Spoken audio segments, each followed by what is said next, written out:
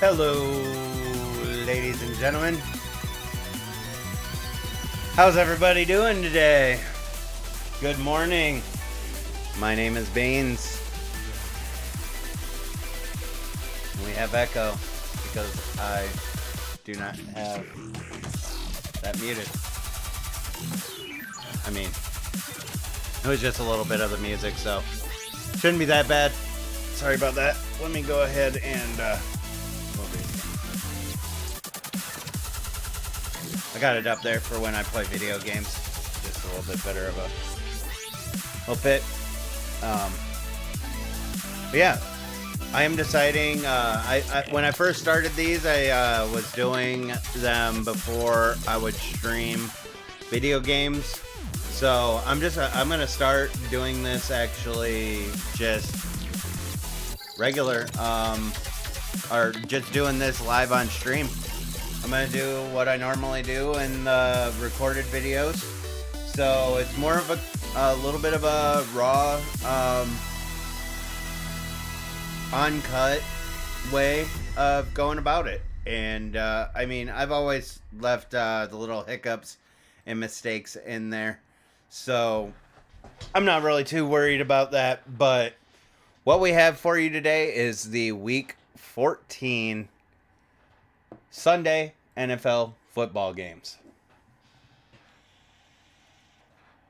We're gonna take a little bit of time before we get into it. Let's see if anybody comes in. If not, we'll just go ahead and get going because the video will be saved on YouTube and you'll be able to watch it again, or other people will be able to see it.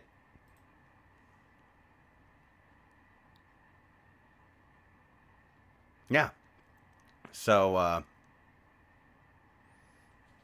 I'm doing great.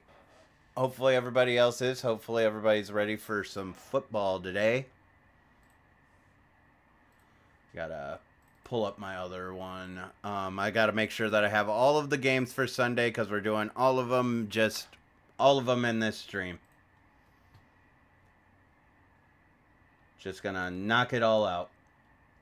But just had a good, very great weekend of DJing. Had a couple of events that went amazingly well. So, definitely a positive there. My prediction of the Thursday night football game did not go as planned. Patriots ended up beating the Steelers, and I'm not mad about that. That definitely helped out the Browns' playoff hopes.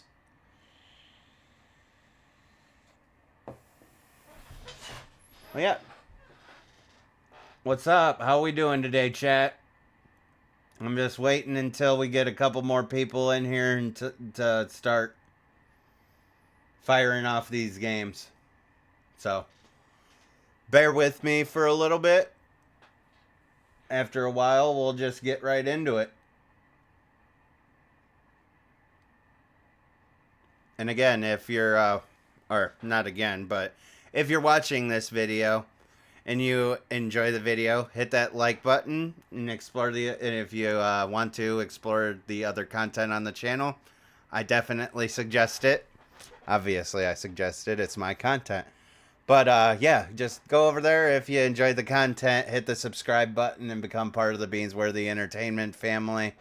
Those that are already part of the family, I love and appreciate every single one of you. Thank you guys for being there and showing your support. Got a couple people in here. Oh, also, be kind and respectful to yourself, and most of all, or be kind and respectful to others, and most of all, be kind and respectful to yourself. You are the number one person in this world. Nobody matters more than you do. Let's see, I'll give it another couple minutes. Go ahead and fire this off. I'll give it. I'm at 14 right now. I'll give it like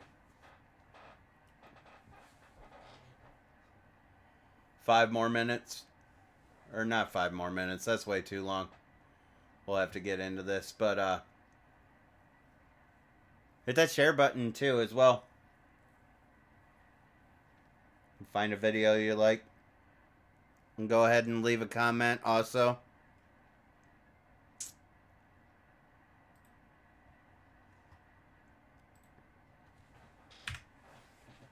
And go ahead and get this all set up and ready for when I decide to get going here. But yeah, going back to that game, Bailey Zapp had a pretty good game. While we're sitting here waiting, might as well. And pull it up here.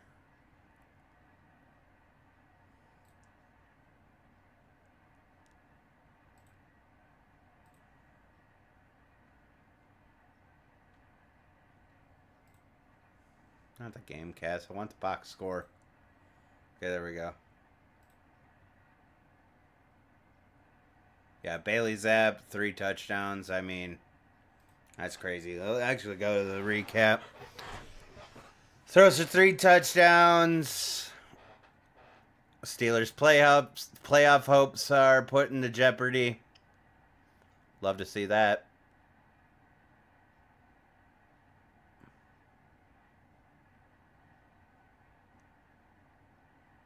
Ended the 5-game losing streak that the Patriots had going on. The defense just got their stops when they needed to. And came away with the victory. I was extremely surprised. But my prediction for the score was way off. They had 97% attendance. Where are we at on this timer? Yeah. I'm going to go ahead and get into this. And like I said, we're going to go over it like I'm recording it. Just simple. Everybody that has already watched the videos knows what's going to go on.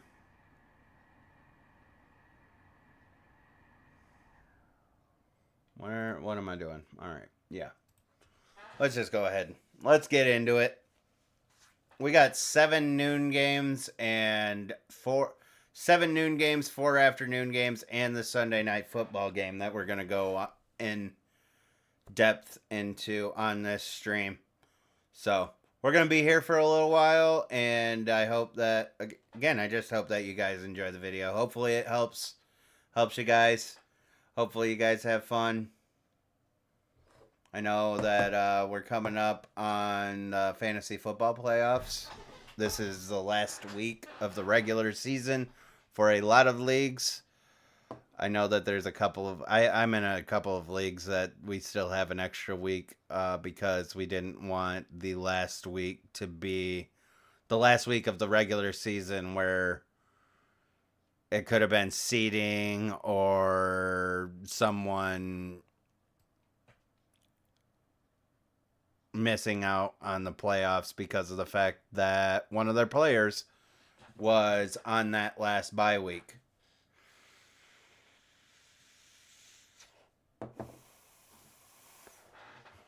But anyway, first game that we got today, we got the Tampa Bay Buccaneers that are going to Atlanta to take on the Falcons. Tampa Bay is number 23 on the NFL.com Power Rankings list. With a 5-7 record, they are second in the NFC South and 2-4 on the road. The Falcons are number 19 on the NFL.com Power Rankings list with a 6-6 record, first in the NFC South and 4-2 at home. The NFC South is just its own category at this point. It's been a repeat the last few seasons too. I'm wondering if it'll ever get better. Eventually it's got to get better, right?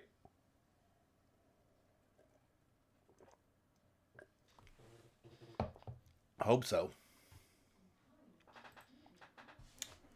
Go over here. Let's see my stuff a little bit better. Anyway, let's get into the numbers. And as always, we start off with offense. On the Buccaneers side, they have They have 305.6 total yards per game, 220.4 passing yards per game, and 85.2 rushing yards per game. They have scored 24 touchdowns this year, 18 receiving and 6 rushing. The offensive line has allowed 27 sacks. Their QBR is 89.6, and they have 19.4 points per game. Turnover-wise, the Buccaneers have 8 interceptions and 5 fumbles. And their offensive stat leaders, we got Baker Mayfield, Rachaad White, and Mike Evans. I wish that we never would have gotten rid of Baker Mayfield, to be completely honest with you. But he's got 260 completions on 409 attempts, 2,790 yards, 18 touchdowns, and 8 interceptions. Rachaad White has 176 carries, 643 yards, and 5 touchdowns. Mike Evans has 61 catches, 1,012 yards, and 10 touchdowns. So, overall, since the season's in the stretch right now, what I've seen this year, I like what I've seen from the Buccaneers, and they're definitely still alive when it comes to their playoff chances. Even though they have a 5-7 record, if they do end up winning the rest of their schedule, it just made me think that it's just like I should start putting the remainder, or like the next 4 opponents. At least at this point, it would be the remainder of the schedule. Another idea for next year, just kind of put that in there, and I'll go ahead and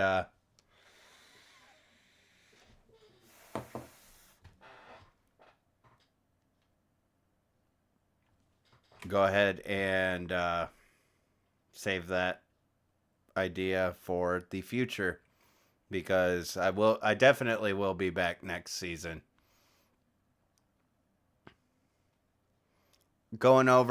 Let's go over the Falcons offense. They have 328.6 total yards per game, 193.4 passing yards per game, and 135.2 rushing yards per game. They've scored 21 touchdowns, 11 receiving, and 10 rushing. They've allowed 33 sacks. They have a 81.9 QBR and 18.8 points per game. Turnover-wise, they have given up 9 interceptions and 9 fumbles. And their offensive stat leaders are Desmond Ridder, Bijan Robinson, and Drake London. Desmond Ridder, he's kind of having a rough go of it, but I've said before, I don't know if that is necessarily skill level or just the fact that play calling and general use of the players in Atlanta is not right. But it's still even touchdown to interception ratio. I see things that can be fixed in Desmond Ridder's game. I don't think all hope is lost with a couple of people trying to say that. I've heard some people say that he's not going to make it and this and that. But I feel like maybe with a little bit like a coaching change, get the right people in the building, and something will happen. But Bijan, he's got 159 carries, 756 yards, and 3 touchdowns this year. Drake London has 46 catches, 573 yards, and 2 touchdowns this year. Looking over these two teams, I mean, Buccaneers have a better QBR, better offensive line. They've scored more touchdowns. I'm going to go with the Buccaneers offense on this one. Matching these two up. Let's get moving on, and we'll go on to the defense. Scroll this down here. Tampa Bay, they've allowed 356.9 total yards per game, 257.9 passing yards per game, and 99 rushing yards per game. They've allowed 25 touchdowns, 16 receiving, and 9 rushing. 20.4 points per game allowed, 91.1 QBR rating, or QBR allowed, 35 sacks. They've got 10 interceptions and 8 fumbles on the defensive side of the ball. And one of those interceptions has been returned for a pick six.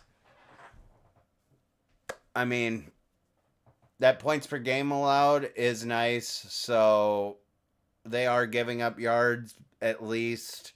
They're tied for 10th in the league for points per game allowed. The defense could use another defense that could use a little bit of work.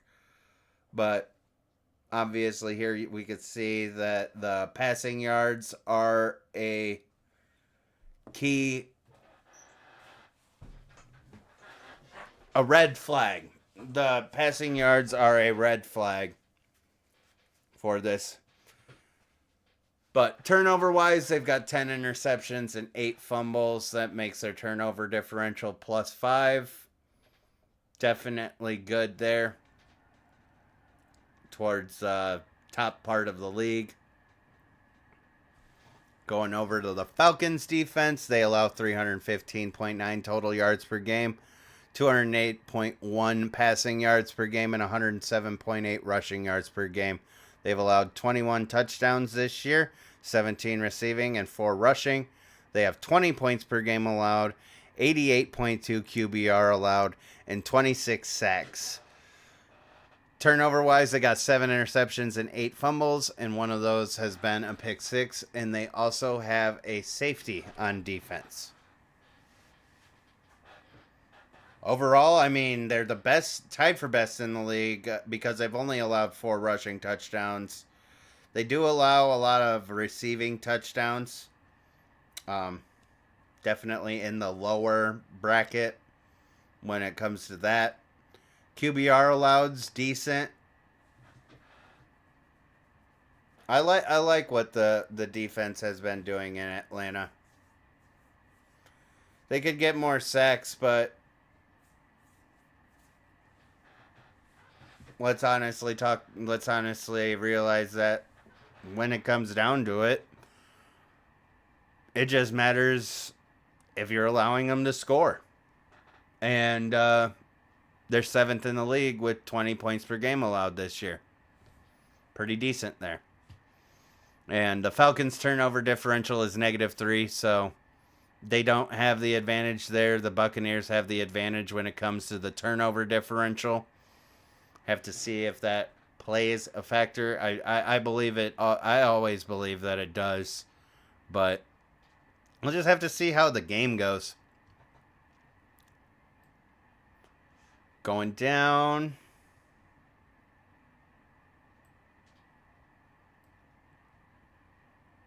Oh, hold up. Right there. Went a little bit too far. We'll get down there. We'll get down there. Don't worry about it. The Buccaneers kicker, he's 19 for 21 on field goals this year and 22 for 22 on extra points. He has 6.6 points per game. And the Falcons kicker has 24 for 25 on field goals and 19 for 19 on extra points. He has 7.6 points per game this year. Injuries. We got the Buccaneers that have Devin White and Jamel Dean that have been ruled out for today. KJ Britt and Vita Vea, they are both questionable. So we'll have to keep an eye on that.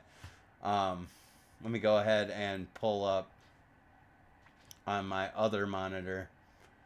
I'm going to go ahead and just go game by game and just double check on these.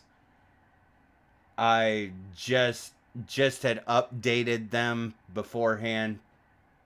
Yeah, these are all up to date. Everything's all up to date. Yeah. Yeah, Vita Vea, KJ Britt.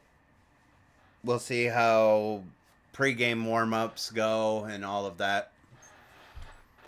Over on the Falcons side, we got Caleb McGarry and Nate Landeman that are ruled out. Drew Dahlman, Mike Hughes, and Jeff Okuda are questionable. As a that should just, as a general statement, when it says questionable, more than likely it's going to be a game time decision. If not, they will definitely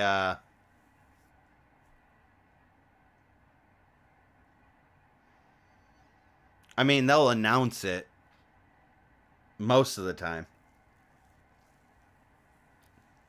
But I don't know if that's just because I've got an insane amount of notifications that I make sure that I don't miss anything. Who knows? But ESPN has this being a close one. ESPN actually has the Buccaneers favored, and Vegas has the Falcons favored. Vegas has got the spread at 2.5 and the over-under at 40.5.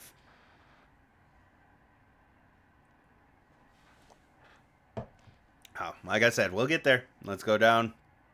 And we got the records of what they've already done. And yeah, like I said, what I've realized at the video, probably should have the future opponents and everything.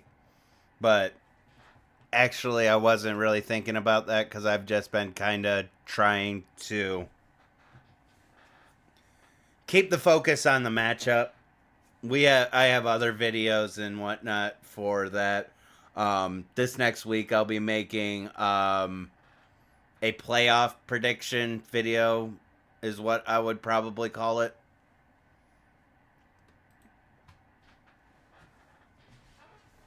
Oh no, I lost people. But yeah, I'll be making like a playoff prediction video next week. It's gonna be a tier list video, but in that one, I'll pull up schedules on those teams and just kind of break down what the possibilities of the playoff picture honestly could be. So that video could end up taking a little bit of time. But worth it. I mean, I'm doing this to have fun. So, and hopefully you guys enjoy it. The Buccaneers, their opponent's record overall 74 wins and 70 losses. The Falcons' opponent record overall is 62 wins and 84 losses. So the Buccaneers have had the more difficult schedule here. And yeah, kind of just look at this. Eagles, Bills, Lions, 49ers, Colts, Texans. All teams that are over 500.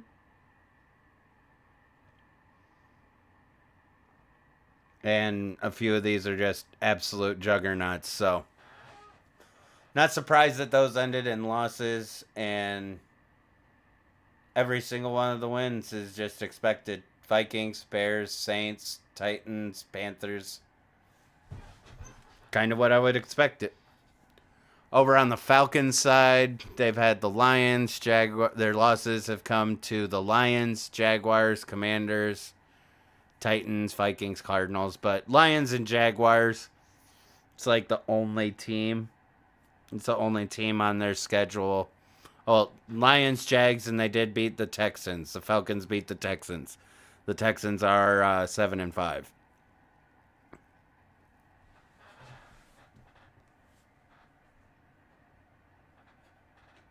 So that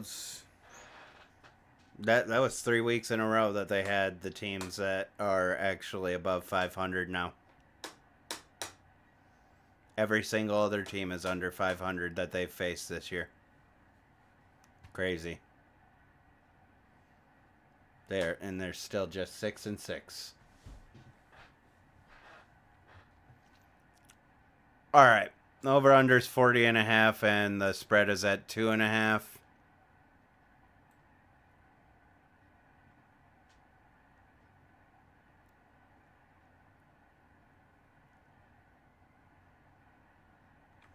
Falcons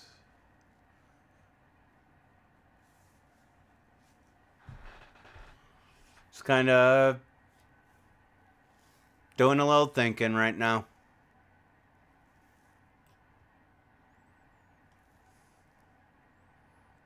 My opinion, I think this might come down to matchup, or this matchup might come down to which defense does better today. And for my prediction, I'm going to say that the Falcons' defense does better. I feel like they're going to get the win at home. 40.5 was the over-under. They got 18.8 points per game, 19.4 points per game. We're going to hit that under. And to get the spread as well, I'd say we go like Falcons 20, Tampa Bay 17. Let's go ahead and lock that in. 20-17, the Falcons win at home against the Buccaneers. Just covering that spread. Moving along, and let's get into game number 2. And this one's actually going to be local. For those that are local, we'll be able to see this on our cable. I'm from the Midwest, only a few hours away from Chicago. So, got a lot of Bears fans, and I mean, all of the NFC North just got a lot of those fans that are around my area. But we got the Detroit Lions going to Chicago to take on the Bears. The Lions, they are number 7 on the NFL.com power ranking list with a 9-3 record. They are first in the NFC North and 5-1 on the road. The Bears are number 25 on the NFL.com power rankings list with a 4-8 record, last in the NFC North and 2-3 at home. Going into the numbers, we got the Lions offense that has 400.6 total yards per game, 263.3 passing yards per game, and 137.3 rushing yards per game. They've scored 39 touchdowns this year, 20 receiving and 19 rushing. 22 sacks have been allowed by that offensive line. They have a 98.1 QBR and 27.3 points per game. The Detroit Lions are doing a lot of things right this year. There has been a couple of alarming moments during the season. I'm pretty sure the biggest one that sticks out to me was that loss that they took to the Ravens. It was unreal how they just couldn't do anything with that Ravens defense. So, it's just slightly alarming. Again, this is the NFC, so they just got to get through the other NFC teams. And in my opinion, the Eagles are the team to beat. San Francisco's obviously, respectfully, very strong this year. And they've bounced back. So, but other than that, mentioning the Eagles and the 49ers, Lions are right there in the conversation as well for who could represent the NFC for the Super Bowl.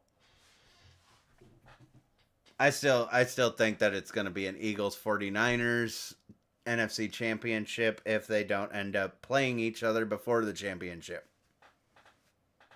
So, turnover wise, the Lions have 8 interceptions and 9 fumbles. Their offensive stat leaders, we got Jared Goff, David Montgomery, and Amon-Ra St. Brown. Jared Goff has 291 completions on 430 attempts, 3,288 yards, 20 touchdowns, and 8 interceptions. David Montgomery has 151 carries, 704 yards, and 10 touchdowns. Also, now that I just made that realization, a little homecoming for David Montgomery as he goes back to Chicago. Let's see how they treat him at Soldier Field. Amon-Ra St. Brown has 84 catches, 1,042 yards, and 6 touchdowns. just doing good. They're doing good this year, and I love to see it. I did have my pick as the Lions last year to win the NFC North, and it didn't end up happening. Now I can see them actually getting it this year, and I don't see any with Dan Campbell being there and the talent that they have. Jared Goff is obviously going to eventually get old, and they're going to have to figure out a replacement for him. But all the other talent, I mean, they got that Amon-Ra St. Brown, and now Jamison Williams is healthy. I feel like the offensive side, at least, of the ball definitely has a very bright future, and for years could end up being the ones that hold the crown in the NFC North. Moving along, let's go over to the Bears side. They have 323 total yards per game, 185.6 passing yards per game, and 137.7 rushing yards per game. They have scored 24 touchdowns this year, 15 receiving and 9 rushing. They've allowed 35 sacks, a little bit alarming there. Their QBR is 84.1 and they have 20.2 points per game. Turnover wise, they have 12 interceptions and 9 fumbles. And the offensive stat leaders for the Bears, we got Justin Fields again, and DJ Moore. So we've got Justin Fields doing the same exact thing that Lamar Jackson had on the Ravens at the beginning of the year. The kid's got talent, and I don't think the Bears should move on from Justin Fields. The front office and coaching of that organization has been questionable for years, but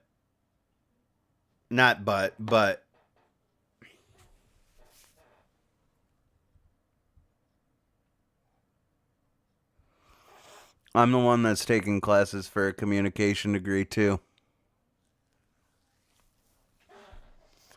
Why does my brain hate me? Let's just move along. Justin Fields, I feel like they get the right coaching in there. He could be the first Bears quarterback to get over 3,000 yards.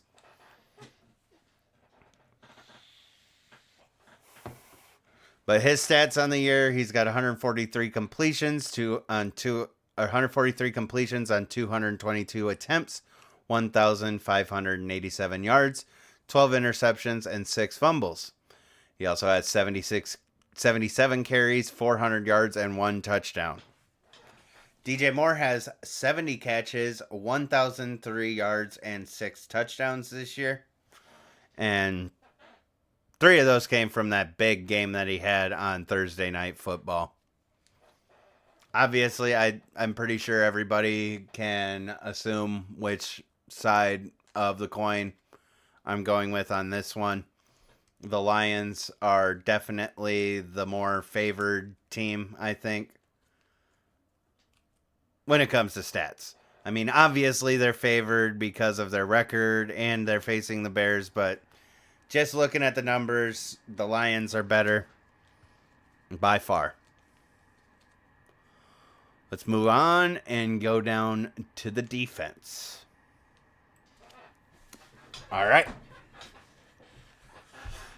The Lions on defense, they've allowed 322.4 total yards per game this year, 229.3 rushing or passing yards per game, and 93.1 rushing yards per game. That'd be wild if they were allowing 200 yards of rushing a game. But they've allowed 31 touchdowns this year, 20 receiving and 11 rushing. They've got 23.8 points per game allowed, a 92.5 QBR allowed, and only 25 sacks. Their turnovers, they have 9 interceptions and 5 fumbles. They got 1 pick six and also got a safety this year. The Lions' turnover differential is -3, but in this matchup, when it comes to the Bears, they still have the better turnover differential. The Bears, they allow 318.5 total yards per game, 239.5 passing yards per game, and 79 rushing yards per game. They've allowed 29 touchdowns this year, 23 receiving, only 6 rushing touchdowns. They have 24.7 points per game allowed and a 92.9 QBR allowed. They are worst in the league with only 19 sacks on defense. Turnover-wise, they have 13 interceptions and 4 fumbles, but that still doesn't save them from how many that they've given up on offense.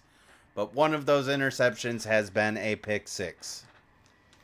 The turnover differential for the Bears is -4, and like I said, definitely the better turnover differential. Just by 1, but it is better, is the Lions. Their kickers, Lions, 15 for 17 on field goals, 34 for 35 on extra points. He has 6.6 points per game. And the Bears kicker, 23 for 25 on field goals and 21 for 22 on extra points. He has 7.5 points per game.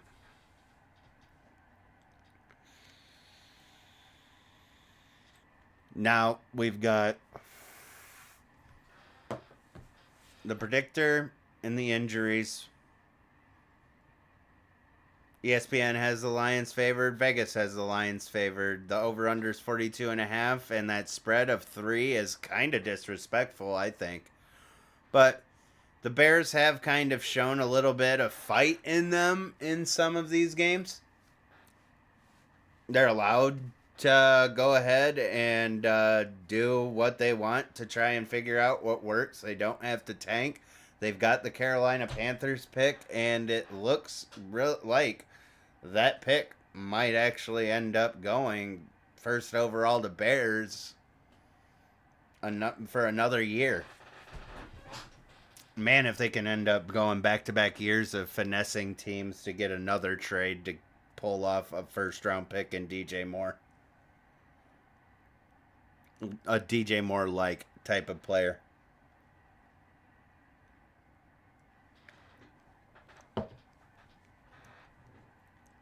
I mean, that... If you break down that trade and everything, the Bears fleeced the Panthers for that first overall pick. But that's my opinion. But yeah. Injuries on the Lions side. Got CJ Gardner-Johnson still on the IR. Aleem McNeil is on the IR. Hendon Hooker is on the NFI list. Frank Ragnow is ruled out. And Malcolm Rodriguez is questionable. Over on the Bears side, we got Equanimeous St. Brown, who is out. So, unfortunately, he won't be playing. And at least we got to see the two brothers play against each other earlier in the year. But unfortunately, we're not going to get that in Soldier Field today. Yannick Ngakoue, Velus Jones Jr., and Tyler Scott. All three of these guys are questionable. Going to be game time decisions today. So I don't see why you would have any of these guys in the fantasy lineup for your playoffs, but there's been a lot of injuries this year, so, I mean, you could have Velus Jones being someone in your slot that you could depend on. I don't know if having him pitted against the Lions is a good idea, but you do you, boo-boo.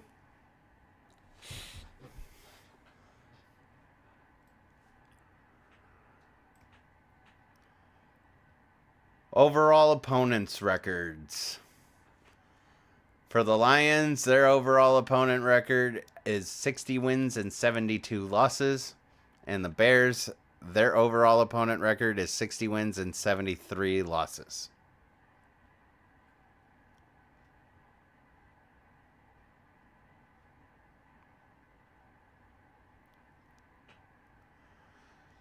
It's a little bit. Bye weeks are still a thing, and I'm hoping that after this bye week is finally done, all of these opponent records are overall. I know that there's one more game there, but promise me when I tell you that I have double checked and made sure that the spreadsheet is correct. Looking at the opponents, the win of week 1 against the Chiefs for the Lions, they didn't have a couple of key players. They lost to the Ravens. Other than that, they haven't played a team that's above 500.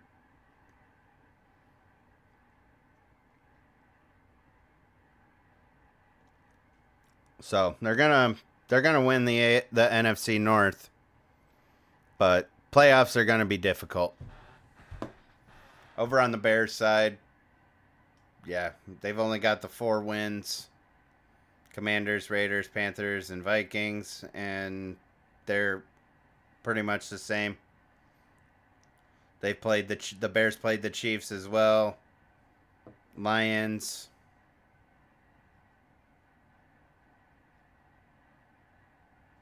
Those are the only 2 teams on that side of teams that are above 500. Interesting. It's like the entirety of the NFC North got the easiest schedules this year, and somehow they're still fucking it up. Wild. All right. 42.5, and the spread is 3.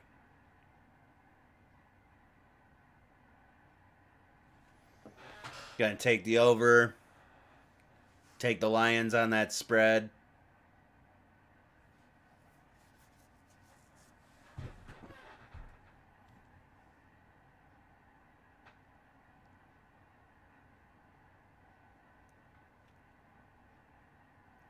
Where do the points lie? It's going to be a good question. I'm going to go ahead and go with the Lions 31 and the Bears 20. Go ahead and lock that in. 31-20, the Lions win in Soldier Field against the Bears. That is it for game number 2. Let's get on to game number 3. And we got the NFC South. Oh, I mean, I guess I talked about the Panthers enough that they had to be the next game, right? But we got the Carolina Panthers going to New Orleans to take on the Saints.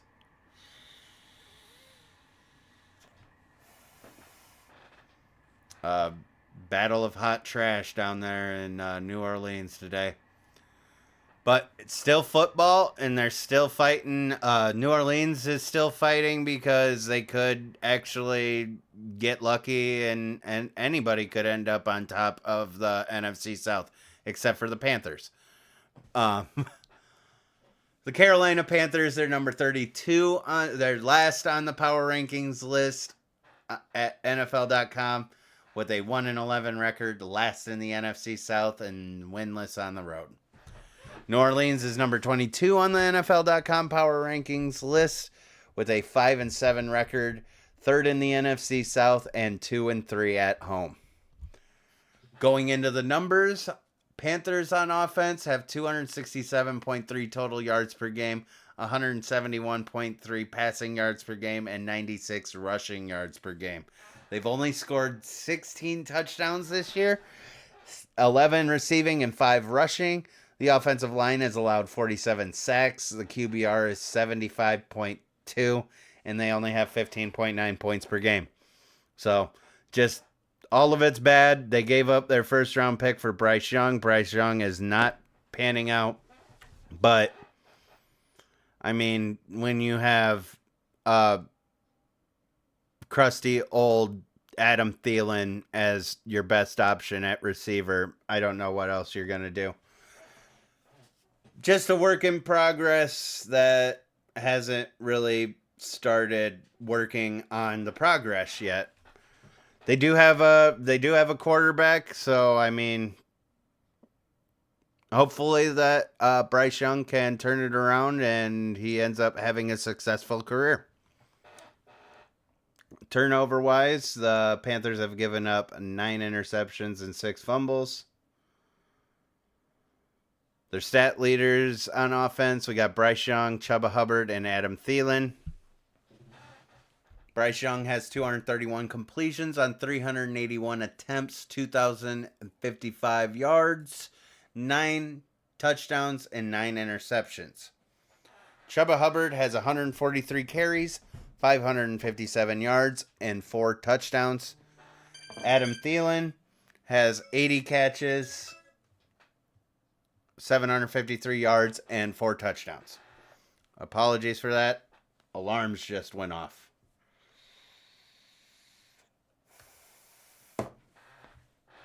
I am going to have to take a break in between the noon games and the afternoon games. I kind of already planned on doing it, but I'm definitely going to take that break quick. I do have to brush my teeth. Moving over the Saints offense, they have 348.3 total yards per game, 243.3 passing yards per game, and 105.1 rushing yards per game. They've got 24 touchdowns, 14 receiving, and 10 rushing.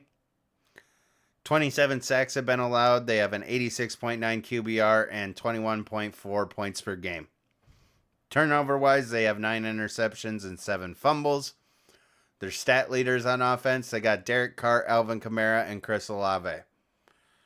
It's arguable of whether or not you want to say Derek Carr wasn't the solution or not. I'd say it's a 50-50 on that for what his performance has been this year. But Derek Carr has 261 completions on 394 attempts, 2,761 yards, 11 touchdowns, and 6 interceptions. Alvin Kamara has 133 carries, 508 yards, and 4 touchdowns. Chris Olave has 68 catches, 890 yards, and 3 touchdowns. I'm going to go, it's just by a little bit, but I'm going with the New Orleans Saints for offensive side. It's actually a little bit more than a little bit, considering the fact that they are playing the Panthers. So, let's move on down and get to the defense. The Panthers, they've allowed 306 total yards per game, 180.8 passing yards per game, and 125.2 rushing yards per game. They've allowed 34 touchdowns this year, 14 receiving, and 20 rushing. They have 26.1 points per game allowed, 89 QBR allowed, 19 sacks, and their turnovers, they have 6 interceptions and 2 fumbles. So their turnover differential is -7, and that is very bad. 2 of those pick sixes, though, have been returned for touchdowns. So, I don't know. They are really bad at stopping the run, and 31st in the league at points per game allowed. I want to say that there's something good about looking at the passing yards per game and the fact that they're tied for 9th in the league for receiving touchdowns, but plain and simple, you have to stop them from scoring, and the Panthers aren't stopping anybody from scoring. And yeah. Going over to the Saints, they've allowed 322.5 total yards per game, 197 passing yards per game, and 125.5 rushing yards per game. They've allowed 25 touchdowns this year, 16 receiving, and 9 rushing. They have 21.3 points per game allowed, 77.2 for a quarterback rating allowed, which is 2nd in the league. Out of nowhere, they just bully the quarterbacks, I guess. But they're not doing it with sacks because they've only got 19 sacks this year, which is tied for 30th in the league. Turnover-wise, they got 14 interceptions and 6 fumbles. So their turnover differential is +4. That just solved itself right there with how many interceptions. These guys are being ball hawks this year. I mean, the pressure's probably still there. They're just not getting to the quarterback to get the sack. But their secondary's definitely picking the ball off a lot. That's over an interception per game on average.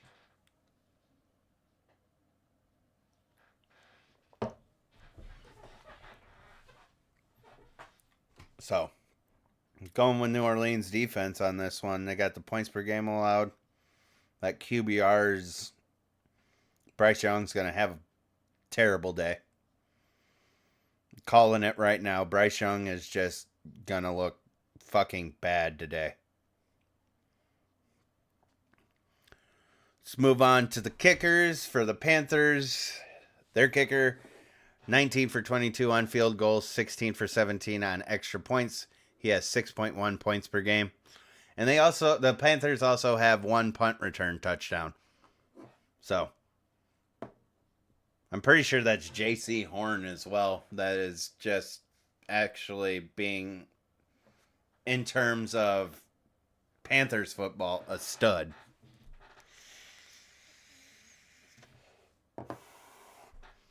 Over on the Saints side, their kicker is 24 for 30 on field goals and 23 for 23 on extra points. He has 7.9 points per game.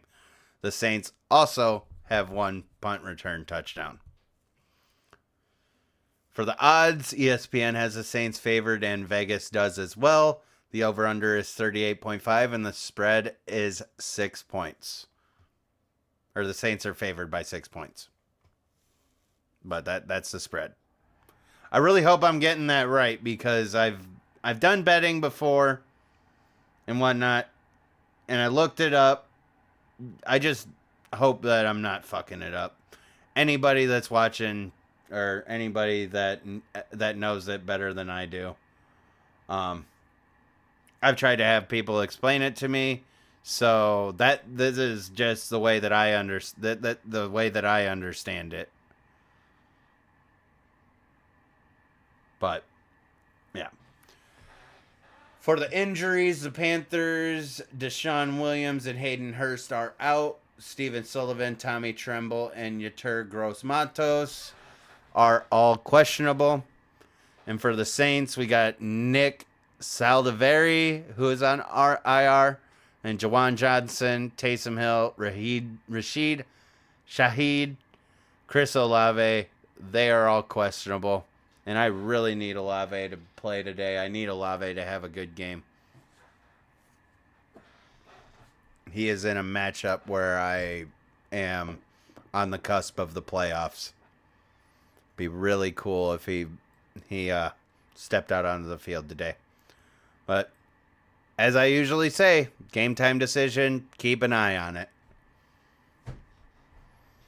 The Panthers, their overall opponent record, 77 wins, 67 losses. So they've had a pretty tough schedule. On the Saints side, their overall opponent record is 65 wins and 79 losses. So the Saints have had an easy schedule. And you can see this right here just with the fact that Jags and Colts and Texans are the only teams that... Lions are here too. My bad. Those 4 teams that are right there are the only teams that are over 500 that they've had to play this year. The Falcons are the ones that are first in their division, and the Falcons are 6-6, so nobody in their division is above 500. For the Panthers, though, teams that they've had to face, they've faced the Lions, Dolphins, Texans, Colts, Cowboys. Got a few more teams over on that side that are above 500. So 38.5 and 6 points for the spread with the Saints favored.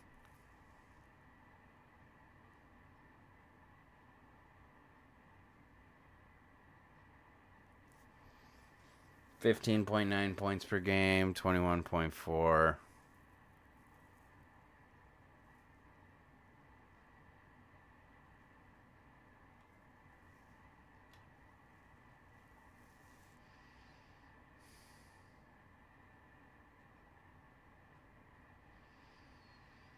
Indecisive.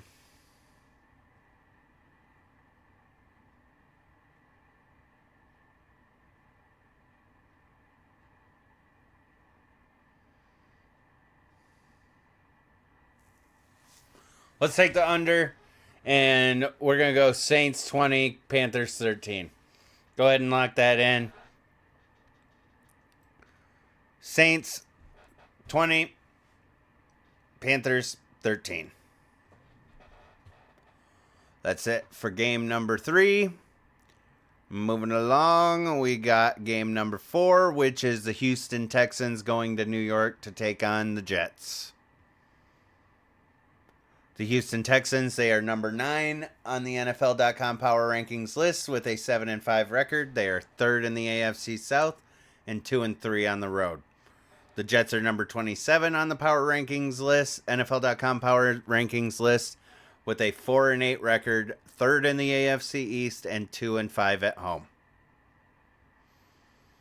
For the offense, the Texans, they have 373.1 total yards per game, 275.2 passing yards per game, and 97.9 rushing yards per game. They have scored 29 touchdowns this year, 21 receiving and 8 rushing. The offensive line has allowed 32 sacks. The QBR is 102.1. In points per game, they have 23.4 points per game. Turnover-wise, the Texans have 5 interceptions and 6 fumbles. And I love what C.J. Stroud has been doing this season. He has been doing absolutely amazing. And finally, we get an Ohio State quarterback that is competent and has skill and proven it in the league. Love to see it. But on the offense, the Texans stat leaders, we got C.J. Stroud, Devin Singletary, and Nico Collins. C.J. Stroud has 265 completions on 418 attempts, 3,540 yards, 20 touchdowns, and 5 interceptions. For a rookie, that is amazing. And especially where he's at, nobody expected it, and it's amazing. Keep on doing what you're doing out there, CJ. Devin Singletary, he has 128 carries, 525 yards, and 2 touchdowns. Nico Collins has 59 catches, 991 yards, and 6 touchdowns. Moving on to the Jets offense. The Jets have 260.1 total yards per game, 169.3 passing yards per game, 90.8 rushing yards per game, 10 touchdowns, 7 receiving and 3 rushing. 51 sacks have been allowed, a 69.8 QBR, and the only team that's worse than that is the Browns, and 14.3 points per game. Turnover-wise, they have 11 interceptions and 12 fumbles, which is right up there with the most in the league. 23 turnovers on offense, and there's only 12 games. They've almost given up 2 turnovers a game. You might as well say that it was that. But their offensive stat leaders, we got Zach Wilson, Breece Hall, and Garrett Wilson. Zach Wilson is, again, proving that he was not the answer, and I don't think that he's ever going to have success in the NFL. I'm sorry, there's just been too many opportunities for him to turn it around and show that he can be an NFL starting quarterback, and he's not that good. Oh my God, why did that just shift all the way up to there again? What did I hit? Oh, I did that.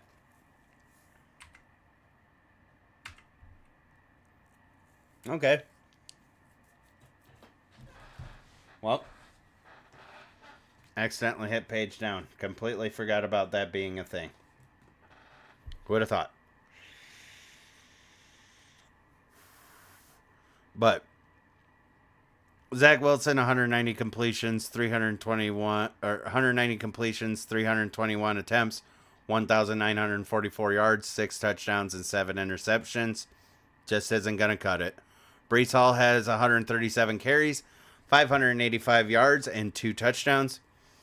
Garrett Wilson has 67 catches, 745 yards, and 3 touchdowns. Going with the Texans offense. CJ Stroud been doing amazing, but let's go on and let's move down here and go to the defense, because Jets defense actually has been doing good this year, other than the running game. But we're going to start with the Houston defense.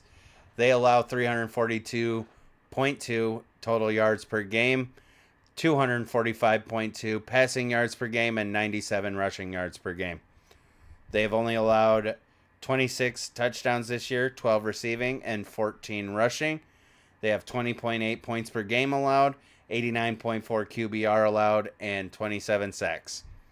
Turnovers on defense, the Texans have 11 interceptions and 7 fumbles. That makes their turnover differential +7. It's a great turnover differential and up there with the top of the league. Good to see it. Definitely probably would like to see them get to the quarterback to complete some sacks more, but shoot, they're 12th in the league with points per game, so they're in the top half. They got that 7-5 record. They're doing what they need to do. Going over to the Jets defense, like I said, they're actually doing pretty well this year. They allow 312.7 total yards per game, 176.6 passing yards per game, and 136.1 rushing yards per game. They've allowed only 21 touchdowns this year, 14 receiving and 7 rushing. They have 20.9 points per game allowed and 78.6 QBR allowed. That's 5th in the league. Sorry about that. I'm gleeking today.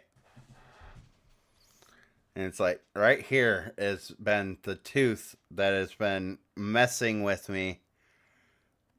The reason why I had to take a break from streaming so I could actually focus more on this, because talking hurts. There's been multiple days in the last couple of weeks. But to give context, I lost a filling. But this upcoming Wednesday, I got my appointment to finally get in and get it fixed. Can't wait for that. Turnover-wise for the Jets, they have 12 interceptions and 7 fumbles. But since they've given up so many turnovers on offense, they have a -4 turnover differential. But 1 fumble's been recovered for a touchdown. They have 3 safeties this year. That's the most in the league. And 1 pick six. The kickers, I'm pretty sure that the Texans are still going through their troubles with their kicker, because Cammy Fairbairn went down. And then Danny Amendola came in and he went down. Just a freakish situation for the special teams. But their kickers have been, as a collective, 25 for 29 on field goals and 24 for 24 on extra points. Their kickers have got them 8.3 points per game this year. And also, the special teams for the Texans have 1 kick return for a touchdown. Over on the Jets side, their kicker is 25 for 26 on field goals and 8 for 9 on extra points. They have 6.9 points per game, and 6.9 points per game from the kicker, and one punt return has been. They've got 1 punt return touchdown on special teams. Let me get my words. Please.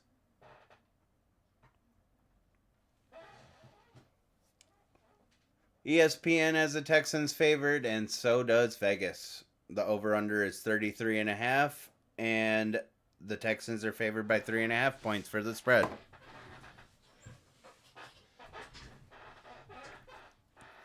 Injury-wise, we got Dalton Schultz that's out for the Texans. Noah Brown, DeAndre Houston Carson, Sheldon Rankins, and George Fant are all questionable. On the Jets side, we got Wes Schweitzer on IR. Jason Brownlee is ruled out. And Breece Hall, John Franklin Myers, and Carter Warren are questionable.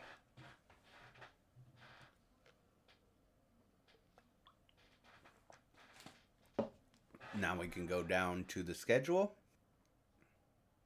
and put that right there. The Texans' opponent record overall is 67 wins and 78 losses. The Jets' opponent record overall is 77 wins and 67 losses. So it's a little bit of a flip-flop here. Texans have had an easier schedule. Jets have gone against some pretty tough teams. Bills, Cowboys, Chiefs, Eagles, Bills again, Dolphins again. Like, their division is pretty much going to be a bloodbath. Crazy to see the Patriots are the ones that are at the bottom. But yeah, here's the schedules, or the games that these two teams have already played this year. With the scores, if you want to look at that.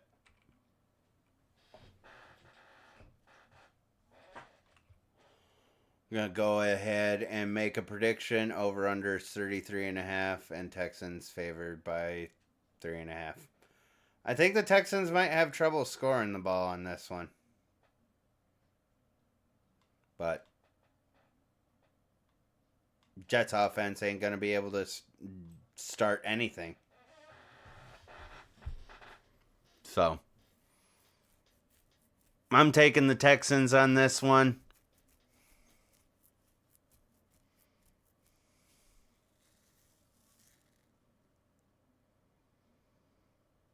I'm going to take the over. I'm going to take the over because I'm going to go, or wait, actually, hold on. Yeah, I'm taking the over, 33.5. Because I'm going to go Texans 24, Jets 10. Go ahead and lock that in.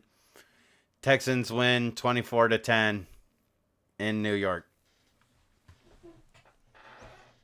All right. Game number 5 for the new games. And we got the LA Rams going to Baltimore to take on the Ravens. The Rams just got done getting a win against the Browns last week, and now they go on to the next level of AFC North, the Baltimore Ravens.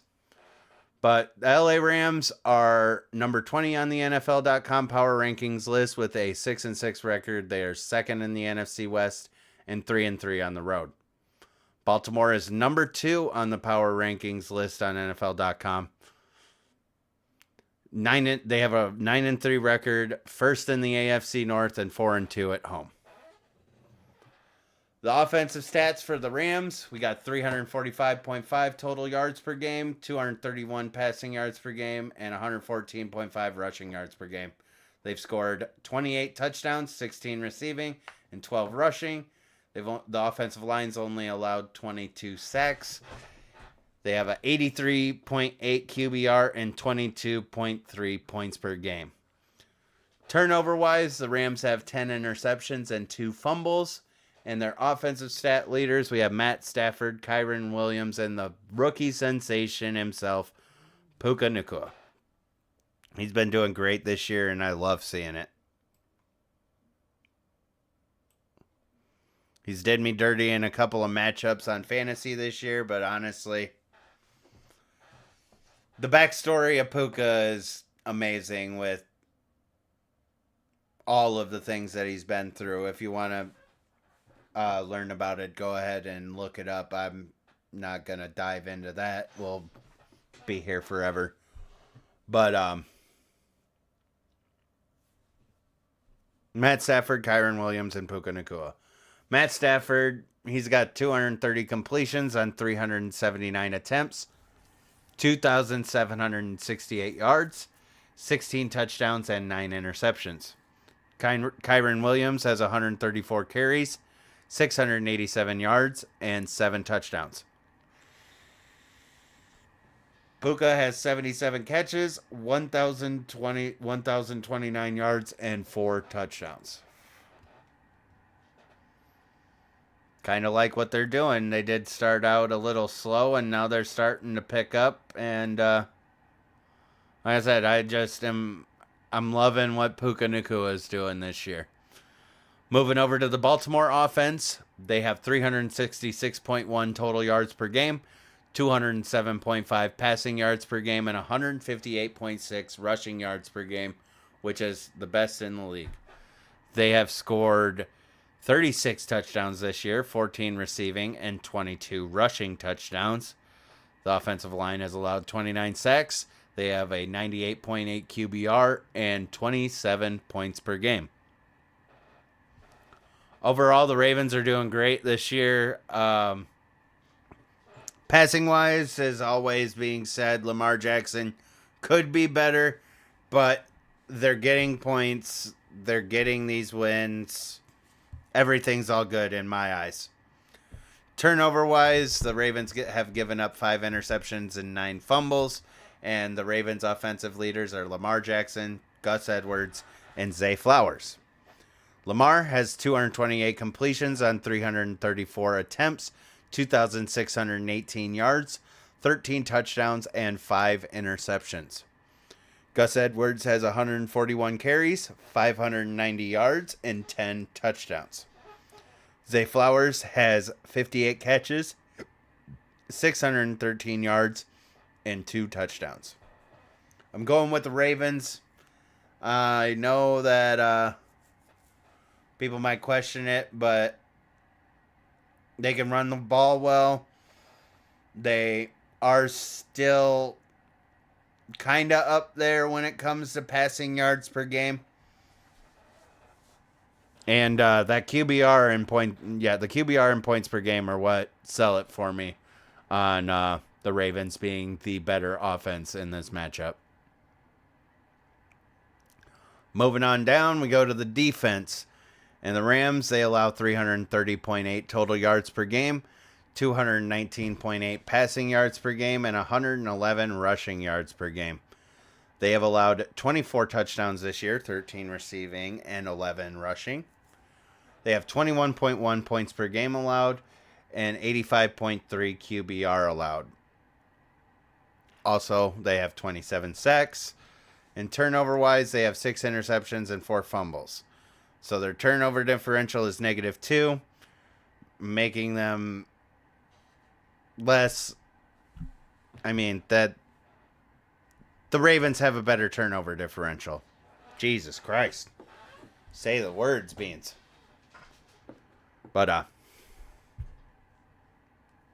yeah. Over to the Ravens side, their defense, like I said, points-wise, Ravens are better. Yardage-wise, Browns are better. Both of them are in the AFC North, and they're just kind of fighting it out. But the Ravens allow 273.9 total yards per game, 171.7 passing yards per game, and 102.3 rushing yards per game. They've only allowed 14 touchdowns this year, 10 receiving and 4 rushing, which is the best and tied for the best. And then 15.6 points per game allowed. 72.5 QBR allowed, and 47 sacks. All 3 of those categories, they are the top of the league out of both divisions, or both conferences. They are number 1. Turnover-wise, they have 11 interceptions and 8 fumbles. One of those interceptions has been a pick 6, and the Ravens also have 1 safety. Turnover differential-wise, like I said, the Ravens are better. They have a +5 turnover differential.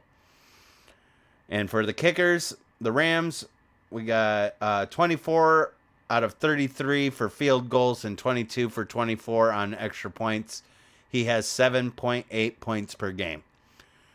Justin Tucker for the Ravens, he has 21 for 26 on field goals. 35 for 36 on extra points.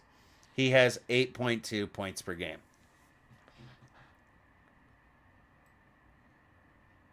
We can go down. And the Ravens are favored in this one. I'm honestly not surprised here. ESPN has them. Vegas has them. The over-under is 39.5, and the Ravens are favored by 7.5 points. Injuries. Tyler Higbee is doubtful for the Rams, and Byron Young, Michael Holt, and Quentin Lake are questionable. For the Ravens, we just have Malik Harrison. That's questionable. So, good for them that they've only got one guy that's injured with everything that's been going on in the league. Let's go down to the schedules. And the Rams have the most, or they have had the most difficult schedule.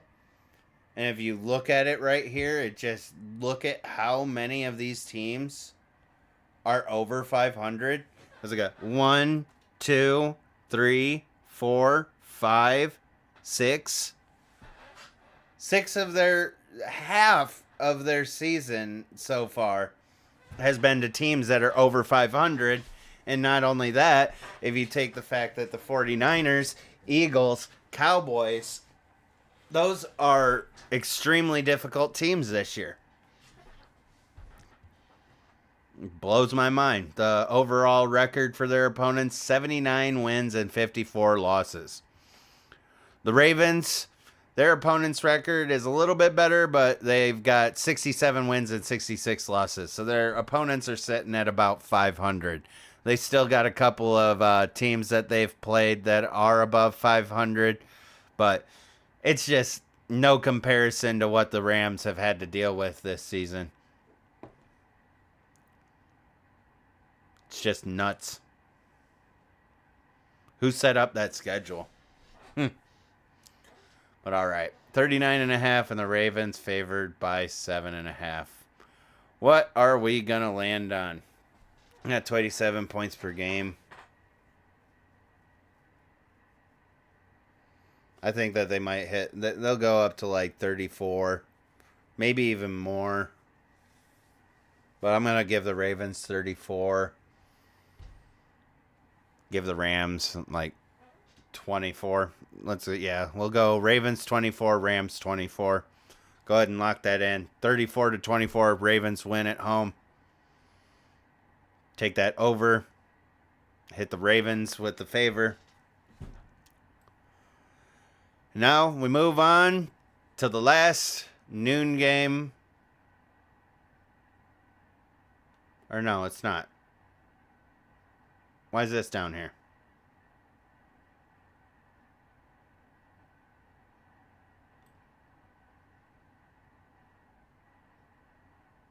We're doing this one first. Or actually, no. We'll go through this one. I don't know why it did that. Let me double check this.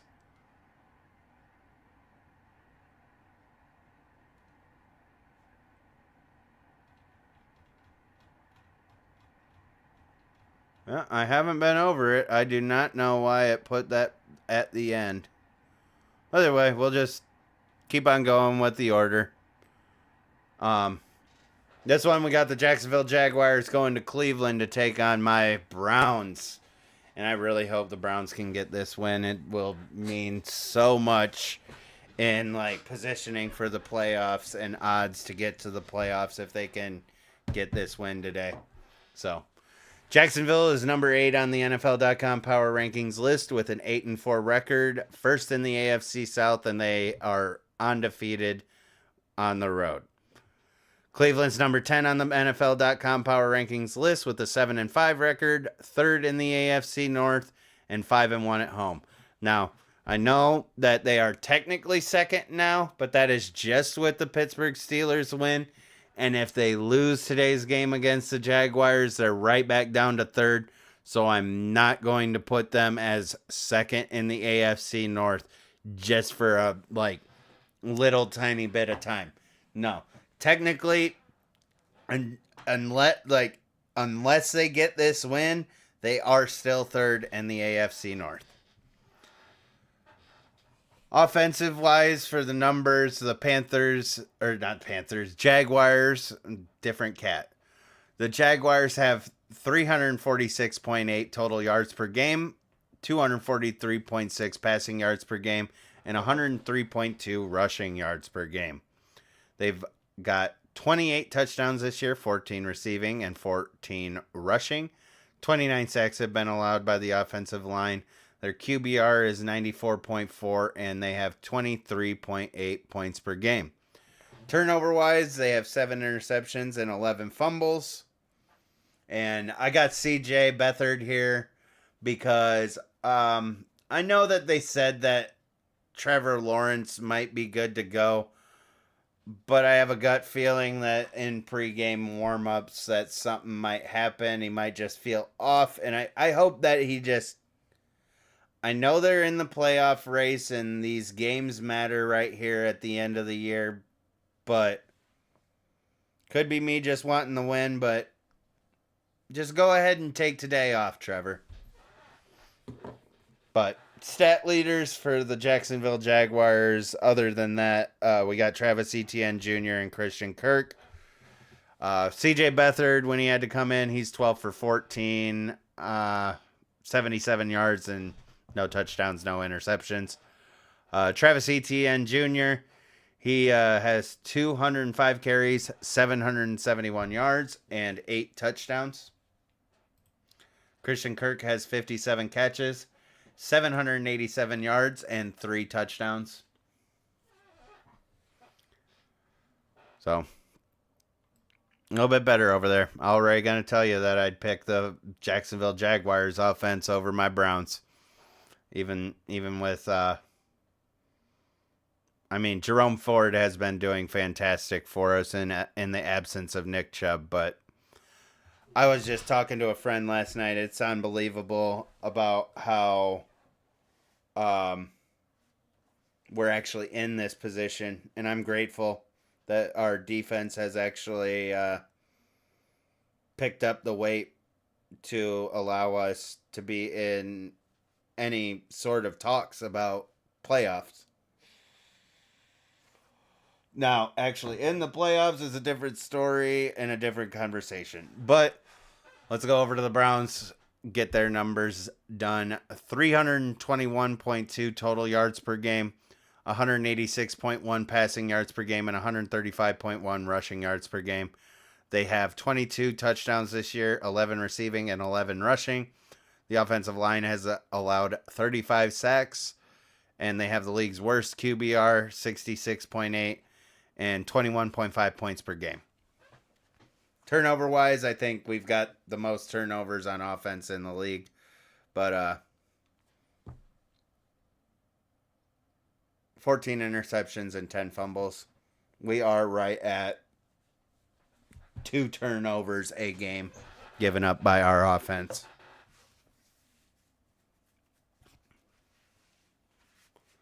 Stat leaders for the Browns, since we've got so many things going weird over there, I just put Joe Flacco in because he got upgraded to the actual roster, and I just feel like they wouldn't do that unless they actually planned on starting him. But we got Joe Flacco, Jerome Ford, and Amari Cooper for the Browns stat leaders. And Flacco has 23 completions on 44 attempts, 254 yards, 2 touchdowns, and 1 interception. So just for that one game, I actually do enjoy those numbers. He had the opportunity to practice, but it's still the first game of going through the routines with new people, and it can be difficult. Jerome Ford has 154 carries for 647 yards and 3 touchdowns this year. And Amari Cooper has 50 catches, 799 yards, and 2 touchdowns. Again, I'm picking the Jaguars offense even over my own team. And points per game, yardage, and that the QBR could be a little bit different with Beathard there. But if Trevor does end up starting today, it is definitely the Jaguars that have the better offense. Going on to the defense. The Jaguars have allowed 354.8 total yards per game, 261.7 passing yards per game, and 93.1 rushing yards per game. They've allowed 29 touchdowns this year, 19 receiving and 10 rushing. 21.6 points per game allowed, 90.8 QBR allowed, and 26 sacks. Turnover-wise, the Jaguars have 12 interceptions and 9 fumbles on defense, and 2 of those interceptions have been pick sixes. Over on the Browns side, like I said, best in the league when it comes to yardage. Allows 260.5 total yards per game, 153.4 passing yards per game, and 107.1 rushing yards per game. It does drop a little bit with that rushing yards per game, but since they limit the pass like that, it evens out to overall. They have the best yardage-wise defense in the league. They've allowed 26 touchdowns, 13 receiving, and 13 rushing. They have 20.4 points per game allowed, 77.4 QBR allowed, and 34 sacks. Turnover-wise, they have 9 interceptions and 7 fumbles on defense, and 1 fumble recovery has been returned for a touchdown, and 1 pick six for the Cleveland defense. Jaguars have a +3 turnover differential. The Browns have a -8. That's probably going to come into factor, just like I said with the other game. A lot of the other ones have had pretty close turnover differentials, but when it comes to matchups, I have realized that it could be a toss-up on whether or not that day it makes a difference or not. But Jacksonville, their kicker is 24 for 28 on field goals, 27 for 27 on extra points. He has 8.3 points per game this year. And Dustin Hopkins for the Browns, he is 30 for 33 on field goals and 16 for 18 on extra points. He has 8.8 points per game. Definitely like to see that the kicker has been putting up almost an average of 3 field goals a game worth of points. Sorry, I have been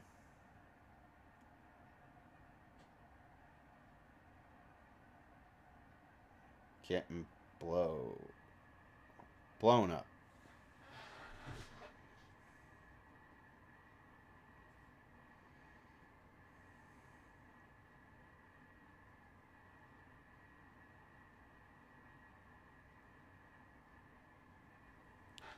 All right. There we go.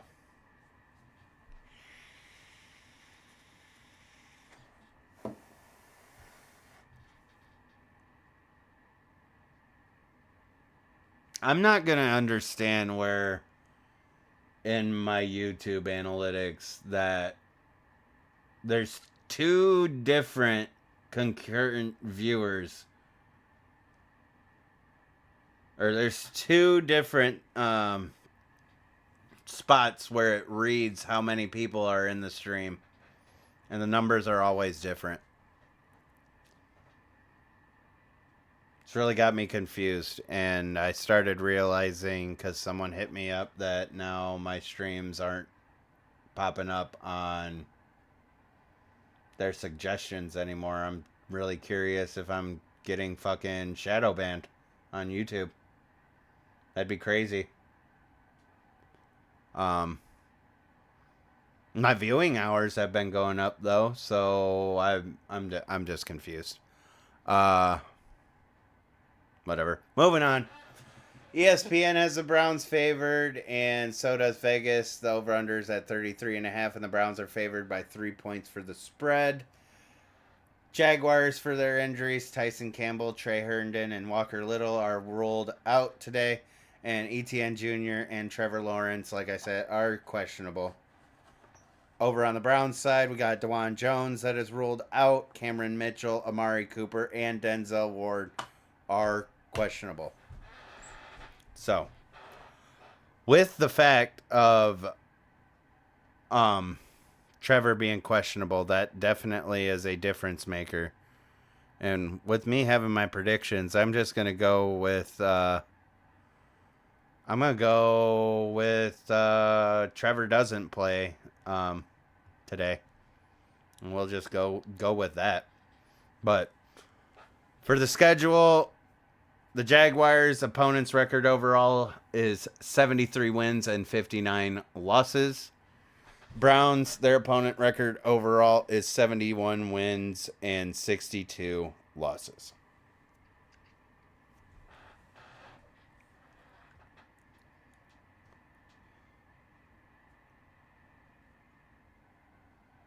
So I'm just gonna go ahead and break it down real quick to where this right here, because 73 plus 59. Let me do the mental math here quick.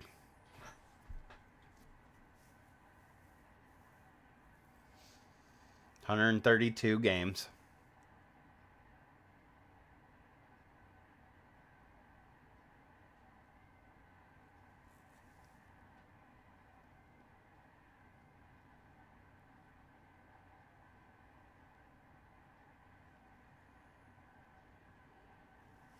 So yeah, it's just this bye week. The Cardinals are on their bye week, so there's just that one game discrepancy that's in there, I'm pretty sure. Well, I mean, that's my reasoning that I believe behind it. Is those teams that have opponents that are on bye weeks that have that extra game.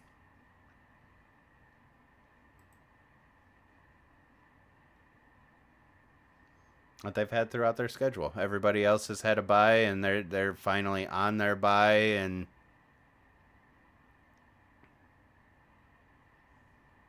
yeah.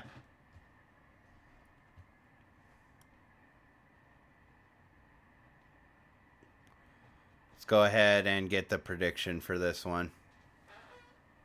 Because, yeah, 3 points. I feel like it's just going to be right at that.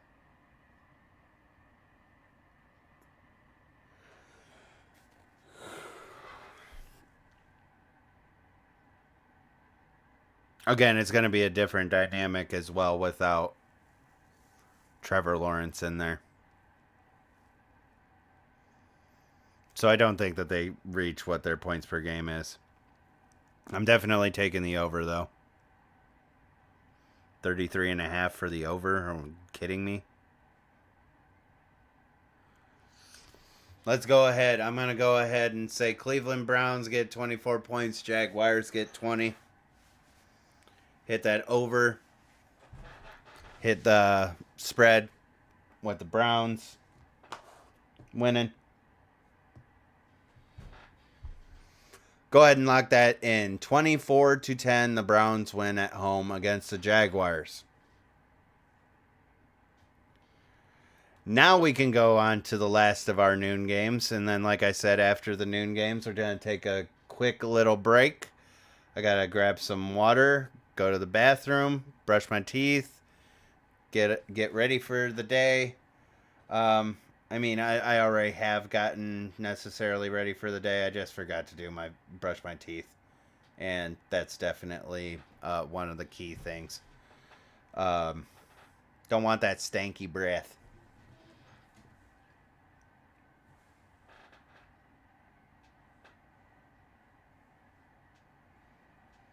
One second, and then we'll get into this last game. Or I'll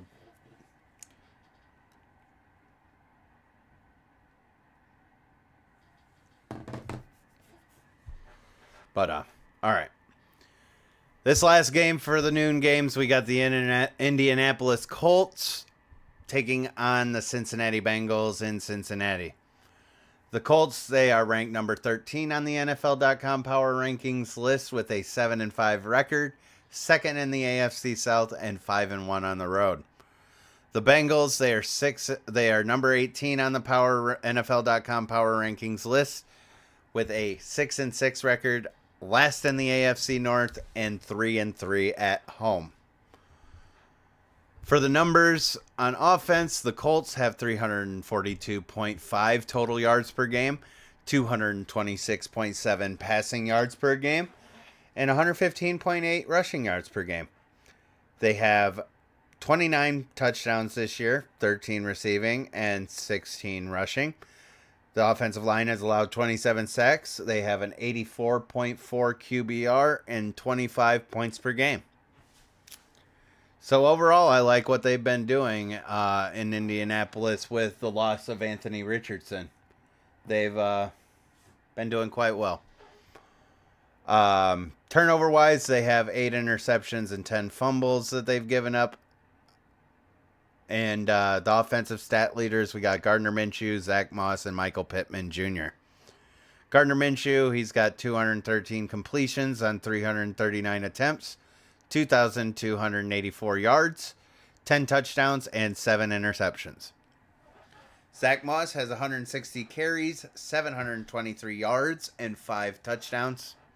And Michael Pittman Jr. has 87 catches, 889 yards, and 4 touchdowns. Not too bad. Over on the Bengals side, they are without Joe Burrow, but I think Jake Browning has shown some signs that the Bengals could still make the playoffs. I don't know about making it like through the playoffs, but they have an opportunity. I would love to see the situation the league would have to deal with every single AFC North team being playoff teams. Have to look that up and see if that's like ever happened, and if it has happened for a division, when was the last time that has happened? If you do know the answer, hit me up, hit that up, fucking let me know about that. But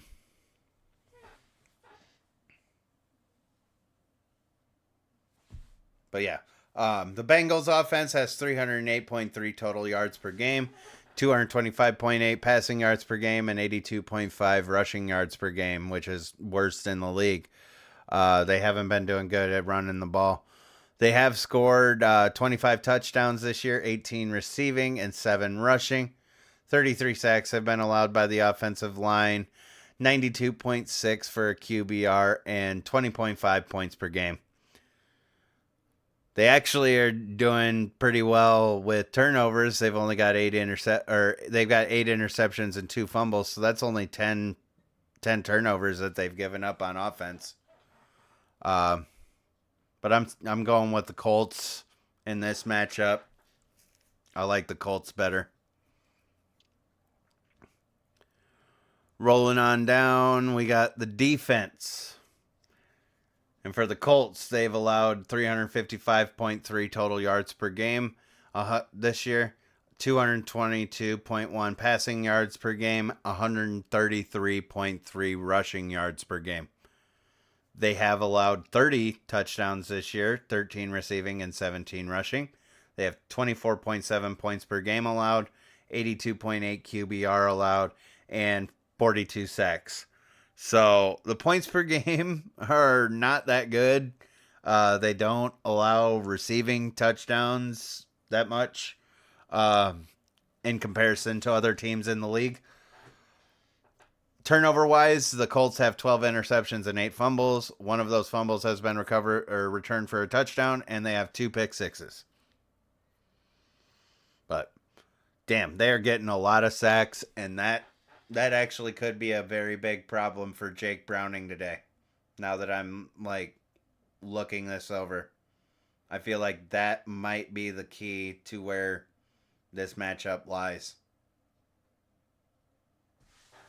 We'll have to see how the game goes today. But The Bengals defense, they've allowed 388.2 total yards per game, 254.3 passing, and 133.9 rushing yards per game. They've allowed 29 touchdowns, 15 receiving, and 14 rushing. They allow 22.8 points per game, and 90.2 quarterback rating is allowed. They have 32 sacks, and for turnovers, they have 12 interceptions as well, but 7 fumbles, and only one of those interceptions has been returned for a pick six. So, I mean, it's really, really close on this one, but I feel like with that QB pressure and the yardage, that actually I can overlook those points per game. Plus, you go over to the other side, worst in the league overall with total yards per game allowed. For the kickers, the Colts kicker is 23 for 27 on field goals and 29 for 29 on extra points. He has 8.2 points per game. And Evan McPherson over in Cincinnati, he is 19 for 24 on field goals and 27 for 27 on extra points. He has 7 points per game this year. Also, Bengals on special teams, they have a punt return touchdown. Going down, and we got the odds, and Bengals are favored on ESPN and in Vegas. The over-under is at 32.5, and the Bengals are favored by 2.5 points for the spread.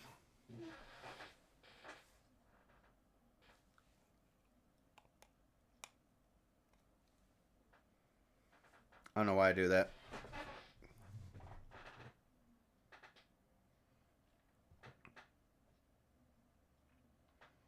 All right, yeah. For the Colts, they got a lot of people out. EJ Speed is out. Juju Brents, Braden Smith, Jonathan Taylor. All those guys have been ruled out for today. Amir Speed is questionable. On the Bengals side, we got DJ Reader, Tyler Boyd, and Deontay Smith that are questionable, and Cam Taylor-Britt is on the IR. And when you look at schedules, the Colts have had a very easy, or not very easy, but one of the easier schedules, while the Bengals have had one of the more difficult schedules this year. But the whole entire AFC has had a pretty difficult schedule. I mean, they do play the same teams, so that makes sense. But the Colts, their opponent record overall is 60 wins and 72 losses. And then the Bengals' opponent record overall is 79 wins and 66 losses. And just look over here. The only opponent, Ravens. I miss that. The Ravens and Browns are the only out of division teams that are over 500 for the Colts. But they've had the Panthers and Patriots that set, the Panthers and Patriots definitely set that off. Being in the same division as the Titans as well. But also, again, I don't duplicate teams.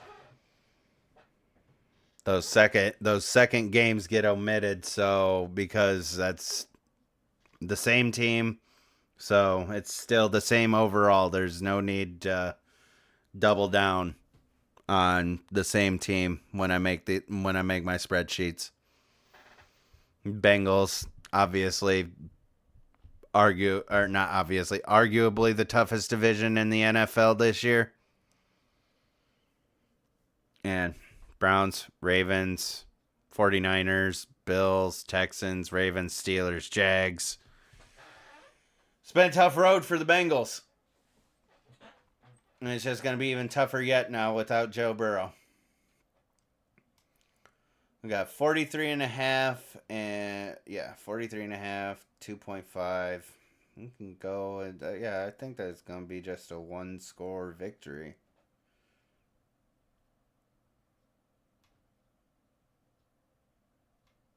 Not even like a one-score victory. I think this goes on a fucking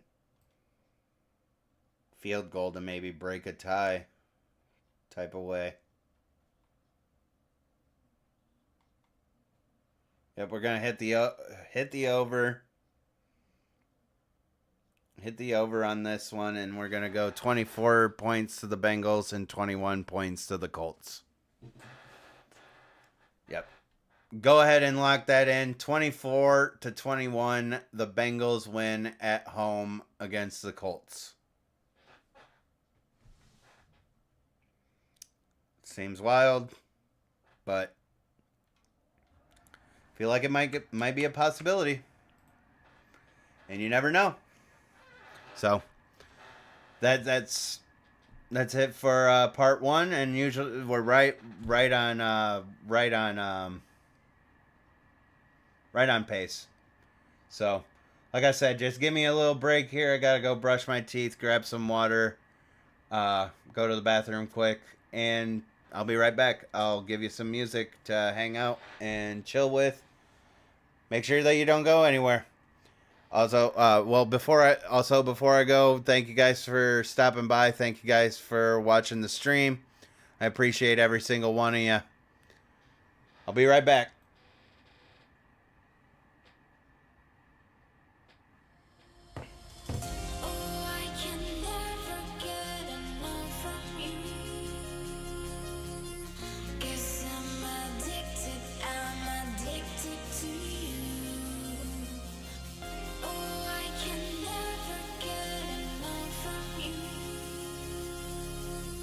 Guess I'm addicted, I'm addicted to you.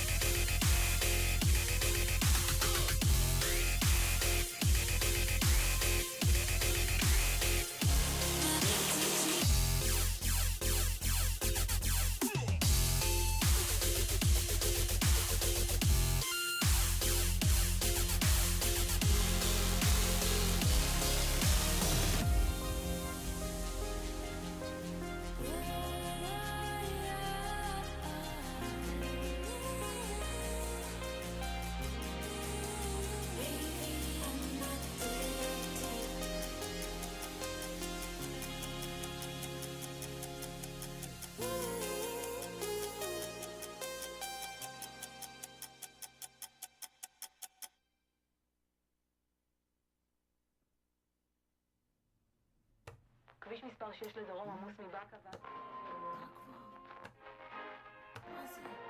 המשבר בקואליציה? פיתות, אירובי, פילאטי. יש, שרת. כן, 12 בלילה, בקרש הזו. אבל למה זה מזרחי? לא מעניין, תפתח את הדלת. לא רוצה!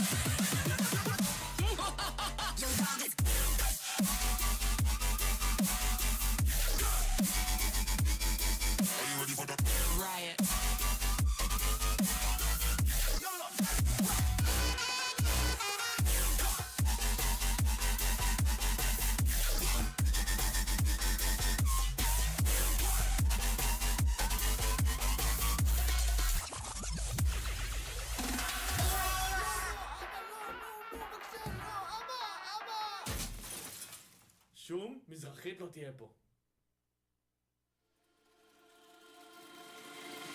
When you step into the light, you're never there for long. Rushing to a ride, but you're already gone. It may break my heart, but you do what you want.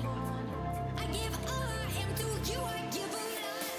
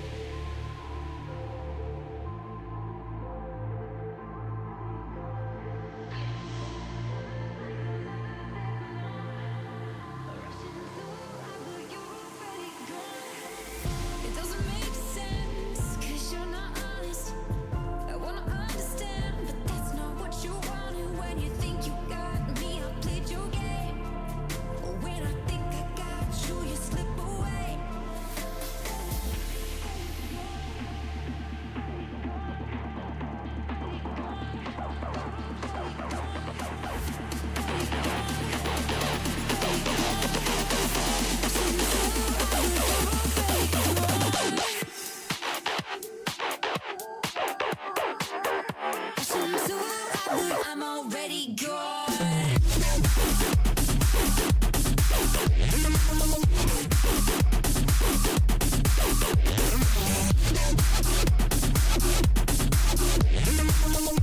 All right, we are back. I forgot to turn that up while I went away. I'm sorry, guys. So that is my bad. See,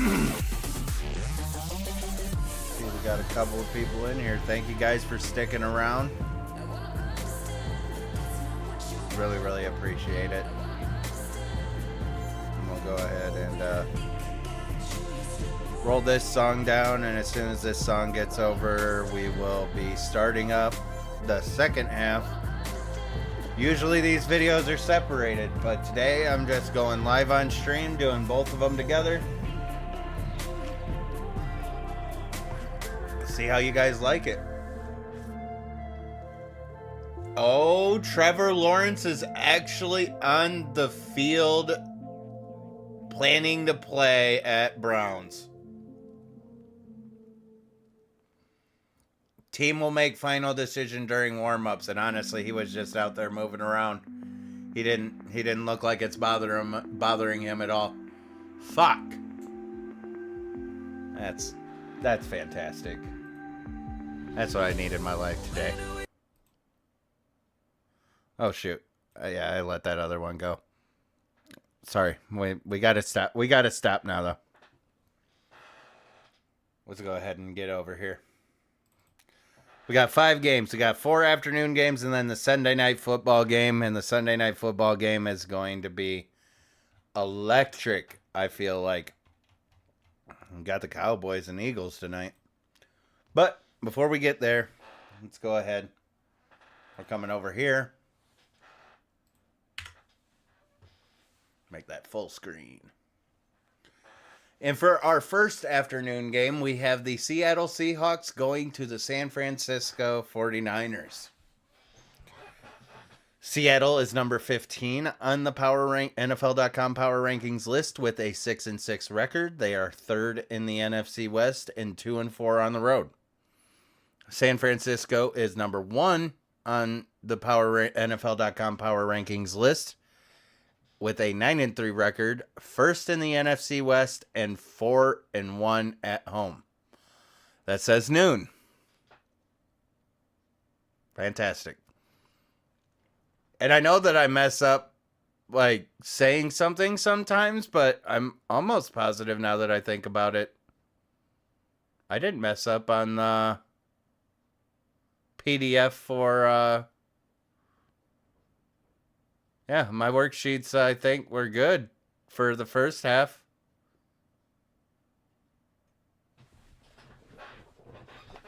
Not bad. Not bad at all. Anyway, all right. Let's go ahead and knock these out so I can get this done. And you guys can go ahead and get out there and enjoy your Sunday and watch some football. The Seahawks on offense have 325 total yards per game, 231.2 passing yards per game, and 93.8 rushing yards per game. They've scored 24 touchdowns this year, 15 receiving and 9 rushing. 28 sacks have been allowed by the offensive line. They have a QBR of 87.1 and 22 points per game. Turnover-wise, they have 10 interceptions and 4 fumbles. Their stat leaders on offense, we have Geno Smith, Kenneth Walker III, and DK Metcalf.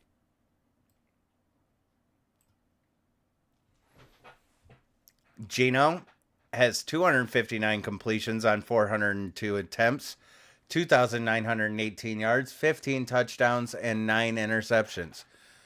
Kenneth Walker III, he has 149 carries, 613 yards, and 6 touchdowns.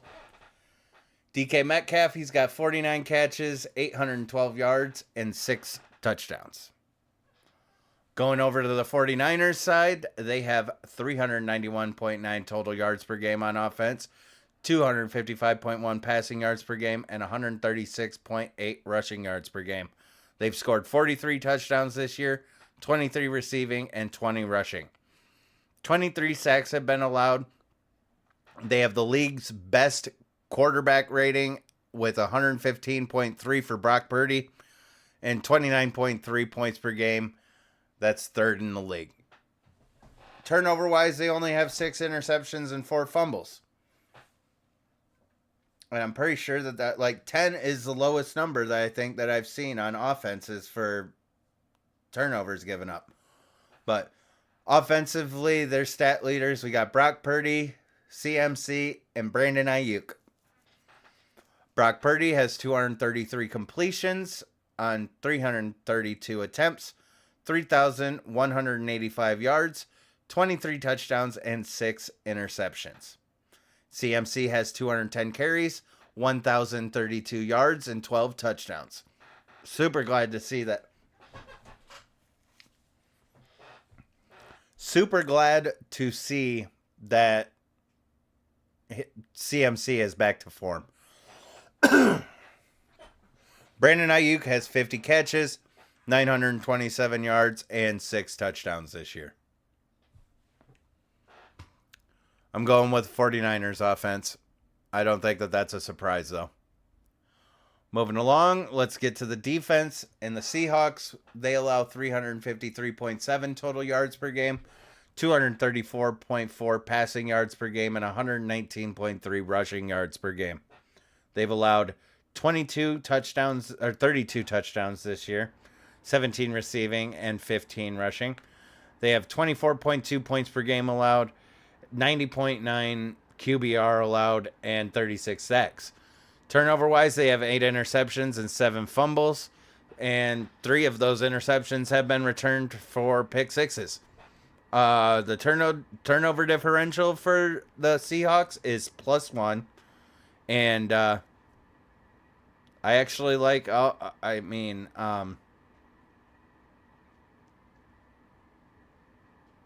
Points per game. I can't. Yeah, I don't know. I was gonna say that I like it, and actually no. I just kind of got hyped up about the 3 pick sixes and the 36 sacks at the end of it.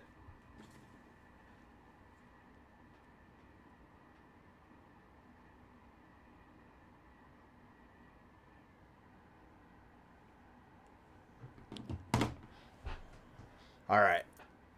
Going on to the 49ers defense, which with their strength of schedule, they are arguably in the discussion for one of the toughest defenses in the league this year. They've allowed 298.4 total yards per game, 219.4 passing yards per game, and 79 rushing yards per game, which is tied for the best in the league. They've only allowed 18 touchdowns this year, 12 receiving and 6 rushing. They're second in the league with 15.8 points per game allowed, fourth in the league with 77.9 QBR allowed, and tied for 8th in the league with 36 sacks. Seattle's also tied with them, but the yardage, the scoring, the points per game allowed, I don't like it. But San Francisco has 15 interceptions and 6 fumbles for turnovers on defense. I think that's the most in the league for interceptions on a defensive side. And they do lead the league with the best turnover differential of +11. Their kickers, Jake Myers on the Seahawks. He is 25 for 32 on field goals and 25 for 25 on extra points. He has 8.3 points per game this year. Over on the San Francisco side, their kicker is 17 for 20 on field goals and 43 for 43 on extra points. He has 7.8 points per game this year. Now going to the odds. 49ers are favored heavily, and I don't think anybody was expecting anything less. But the over-under's at 46.5, and the 49ers are favored by 13 points. We're gonna have to take that because I don't see the Seahawks winning.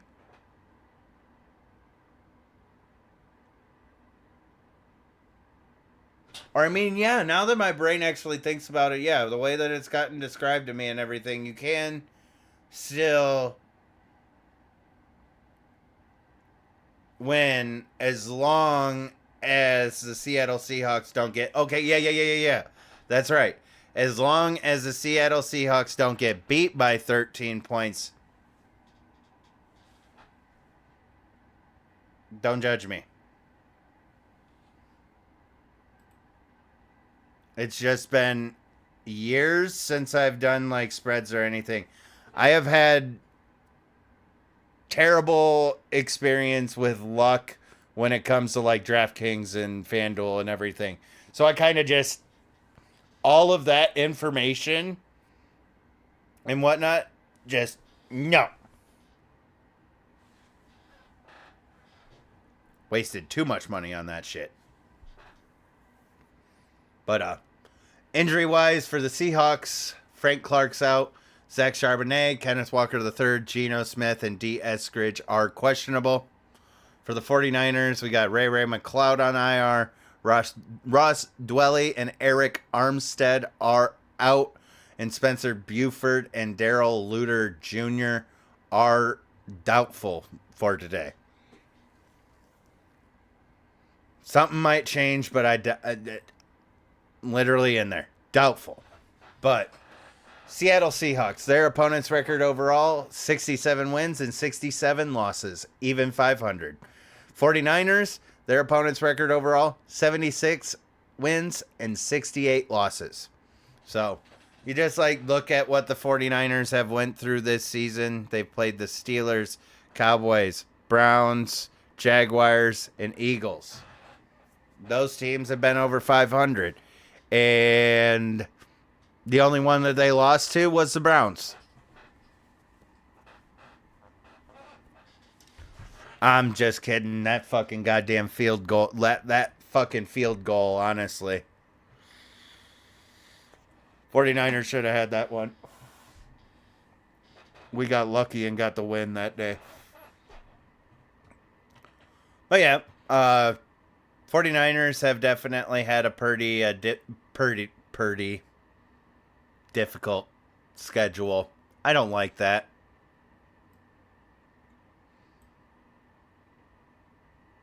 But I guess we're gonna have to just roll with that. We're just gonna have to roll with that. But yeah. Moving on. 46.5. Let's get the prediction. And 29.3. 22.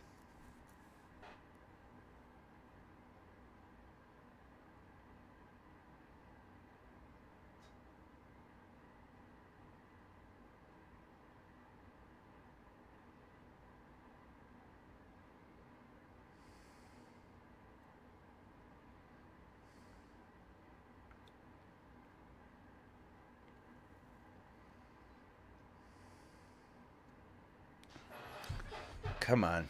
Do your thinking. Okay, yeah. Taking the over. We're going to give the 49ers 34 and the Seahawks 20. Go ahead and lock that in. 34-20. The 49ers beat the Seahawks at home.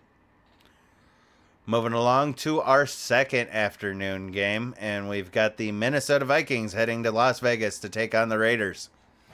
The Vikings, they are number 17 on the NFL.com power rankings list with a 6-6 record. They are second in the AFC North and 4-2 on the road. The Raiders, they are number 24 on the NFL.com power rankings list with a 5-7 record. They are last in the AFC West and 4-2 at home. Going into the numbers on the Vikings side for offense, we have 350.7 total yards per game. 258.6 passing yards per game, and 92.1 rushing yards per game. They have scored 28 touchdowns this year, 23 receiving, but only 5 rushing. 27 sacks have been allowed by the offensive line, 97.5 for the quarterback rating, and 21.9 for points per game. So, little bit of good and a little bit of bad. I mean, definitely could be running the ball better, but they're doing good. Even picking up Josh Dobbs. was something. Was pretty good. Oh, we have someone that is tied with the Browns for turnovers. The Vikings on offense have given up 10 interceptions and 14 fumbles. Raiders over there don't even have that. But the Vikings stat leaders on offense, we got Josh Dobbs, Alexander Matheson, and TJ Hawkinson. Josh Dobbs has 85 completions on 128 attempts, 832 yards, 5 touchdowns, and 5 interceptions. Had a little bit of a reality check last week, but overall, his performance coming into the Vikings, and you look back at what he did with the Cardinals and everything, Dobbs is fucking excellent. I mean, you could have someone better, but you also could have someone worse. Fuck, I'll take Josh Dobbs over Zach Wilson. That's for damn sure. But Alexander Matheson has 158 carries, 594 yards. He still does not have a rushing touchdown this year. TJ Hawkinson, he has 80 catches, 786 yards, and 5 touchdowns. Going over to the Raiders side on offense, they have 284 total yards per game, 201.3 passing yards per game, and 82.7 rushing yards per game. They have scored 19 touchdowns, 11 receiving, and 8 rushing. The offensive line has allowed 28 sacks. They have a 74.2 QBR and 16.8 points per game. Turnovers-wise, they have 17 interceptions they've given up and 4 fumbles. That's definitely the most interceptions for a team in the league. That's wild. And the stat leaders that we got for the Raiders, we got Aiden O'Connell, Josh Jacobs, and Devontae Adams. Aiden O'Connell has 113 completions on 178 attempts, 1,194 yards, 4 touchdowns, and 6 interceptions. Josh Jacobs has 220 carries, 771 yards, and 6 touchdowns. Devontae Adams has 69 catches, 814 yards, and 4 touchdowns. It's clear as day. I'm taking the Vikings for the better offense in this matchup. Let's go down here and get the defense. And on the Vikings, they have allowed 320.3 total yards per game, 224.3 passing yards per game, and 96 rushing yards per game. They have allowed 22 touchdowns this year, 15 receiving, and 7 rushing. Only 20.2 points per game allowed, 91.9 QBR allowed, and 32 sacks. Turnover-wise, they got 9 interceptions and 7 fumbles. 2 of those fumbles have been recovered for a touchdown, but that makes their turnover differential -8. Over on the Raiders side, they've allowed 343.8 total yards per game, 216.8 passing yards per game, and 127 rushing yards per game. They have allowed 27 touchdowns this year, 15 receiving, and 12 rushing. They have 21.3 points per game allowed, 90.7 QBR allowed, and 28 sacks. Turnovers-wise, they have 10 interceptions and 4 fumbles, so that still doesn't offset all of the turnovers on offense, so their turnover differential is -7. One of those interceptions has been a pick 6, and 1 safety for the Raiders defense. Over on the Vikings side for their kicker, their kicker's 18 for 23 on field goals and 27 for 29 on extra points. That is 6.8 points per game. And over on the Raiders side, their kicker is 20 for 24 on field goals and 18 for 18 on extra points. That is 6.5 points per game. And the odds, ESPN's got the Vikings, and so does Vegas. The over-under is 40.5, and the Vikings are favored by 3 points. So,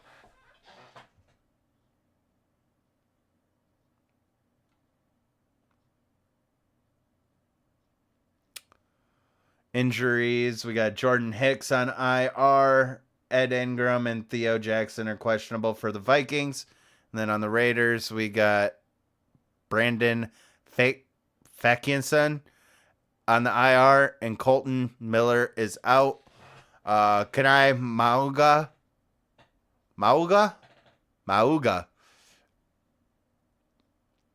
and Max Crosby. Those two guys are questionable for this afternoon's game. Going down to the records, these two teams have had a pretty easy go of it. They're just shy of 500 for their opponent's record overall. The Vikings have 70 wins and 74 losses for their opponents. Raiders have 76 wins and 80 losses for their opponents. So, just some pretty easy schedules for those guys. If you want to go back and watch and everything, it's just those are some balanced schedules. Like to see it. So this matchup is honestly pretty even. Both teams have lost their starting quarterback.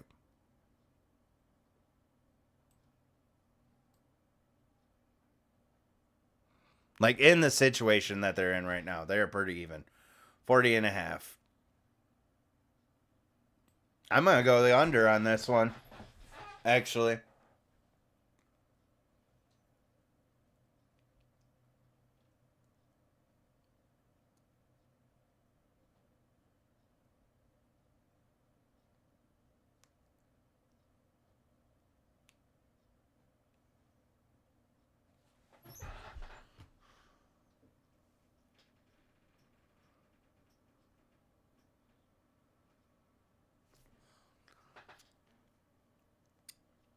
Yep, I'm going to take the Vikings, going to take the under, and we're going to go 20-16.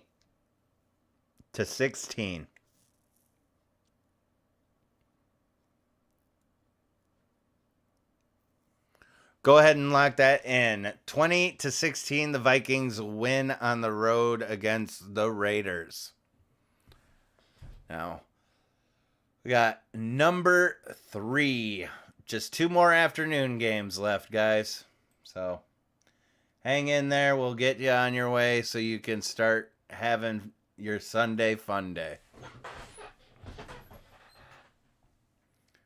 This one, we got the Buffalo Bills going to Kansas City to take on the Chiefs. This is going to be a very intriguing matchup.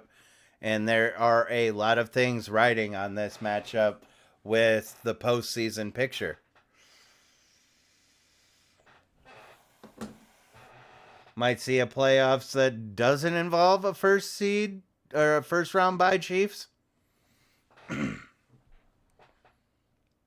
But Buffalo Bills are number 12 on the NFL.com power rankings list with a 6-6 record. They're second in the AFC East and 1-4 on the road. Kansas City Chiefs, they are number 6 on the NFL.com power rankings list with an 8-4 record, first in the AFC West, and 4-2 at home. Offensively, the Buffalo Bills, they have 383 total yards per game, 260.9 passing yards per game, and 122.3 rushing yards per game. They have scored 38 touchdowns this year, 24 receiving and 14 rushing. 15 sacks have been allowed by the Buffalo Bills offensive line, which is the best in the league.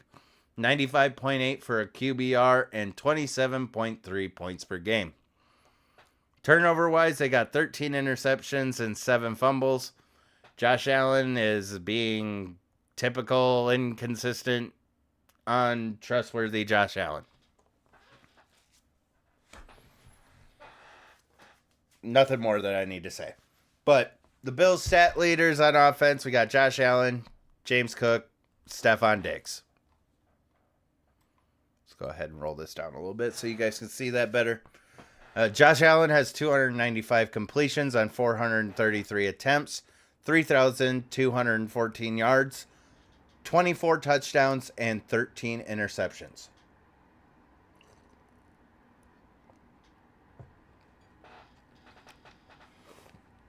James Cook has 153 carries, 731 yards, and 1 touchdown.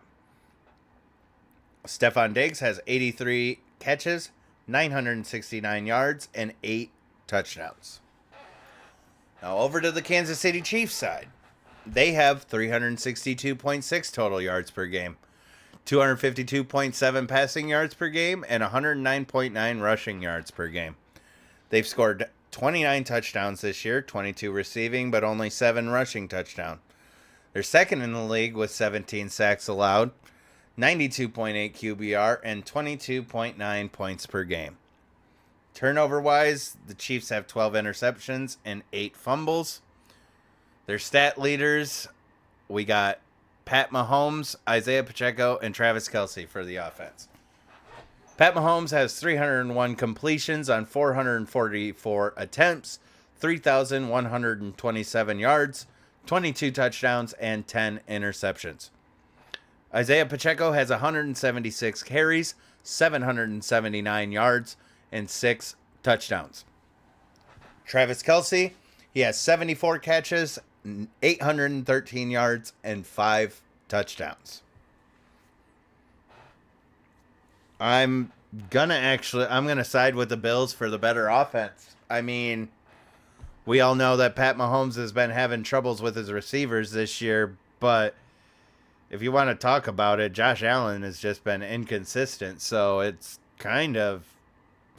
not the same, but it balances out. And then you just have the surrounding cast, and yeah, I'm taking the Bills as the better offense. Points per game, yardage, sacks, turnovers are even, so can't say that. I mean, I know that interception and fumbles are different, but the total turnovers are the same. Moving on to the defense, because that's going to be where I think that this is decided. The Bills have allowed 319.9 total yards per game, 203.3 passing yards per game, and 116.7 rushing yards per game. They've allowed 24 touchdowns, 16 receiving, and 8 rushing, 18.9 points per game allowed, and 88.6 QBR allowed. 41 sacks for the Bills defense, and also for turnovers, they have 11 interceptions and 10 fumbles. One of those interceptions has been returned for a pick six. On to the Kansas City Chiefs defense. They have allowed 297.7 total yards per game, 183 passing yards per game, and 114.7 rushing yards per game. They have allowed 23 touchdowns this year, 16 receiving and 7 rushing.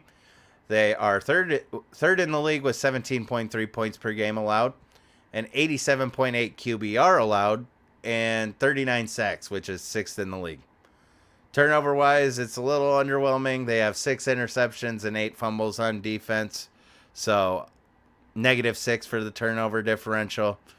One of those fumbles has been recovered for a touchdown. The turnover differential on the Bills side is +1, so a little bit more in their favor, but points per game, a little bit better. Yardage for the Chiefs, a little bit better. I'm going to pick the Chiefs defense. And like I said, the Chiefs defense is going to be the one that, or the defense is going to be what I feel makes the difference in this game. And could see Josh Allen having an off day. But for the Bills, their kicker, 18 for 23 on field goals, 34 for 35 on extra points. He has 7.3 points per game. Over on the Chiefs side, Harrison Butker has 22 for 22 and 29 for 29 field goals and extra points. He has 7.9 points per game. Let's go to the odds.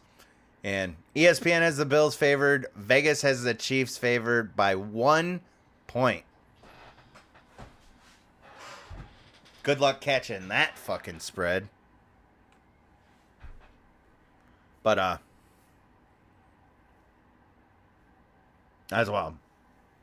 I'm going with Vegas. I've already said it, and I'm going to keep it. And the injuries for the Bills, we got Kyrie Elam that is on IR. Dawson Knox is questionable.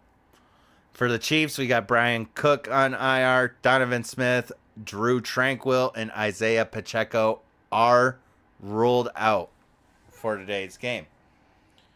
Justin Ross is on reserve. So those are your injuries for this game. And now let's go over to the records. Now, the Bills are just one game shy of Jesus Christ.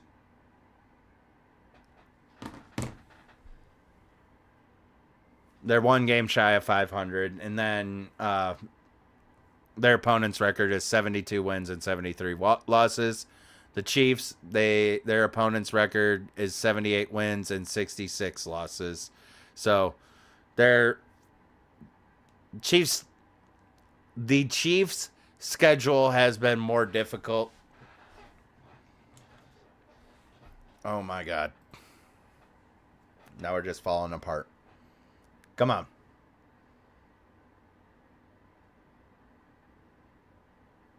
Yeah, Chiefs have had a more difficult schedule, and you can see it right there. The teams that they've had to play. Definitely a little bit more of a struggle.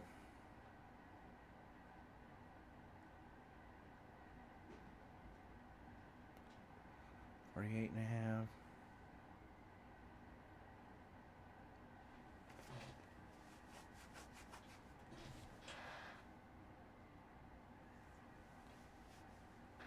Man, they're stuck on the Jags at Browns on ESPN right now.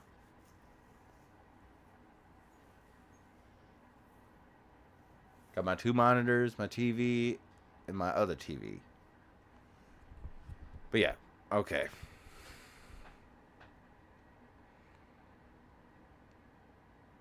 I said defense, and I'm going to go with the under on this one.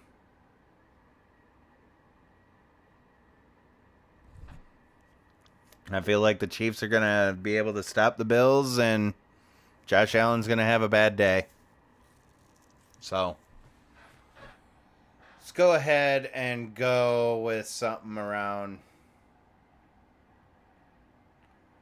30 points for the Chiefs.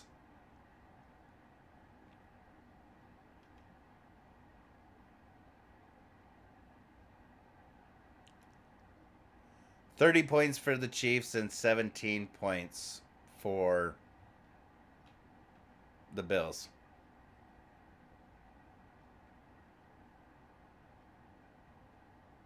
Go ahead and let's lock that in 30-17.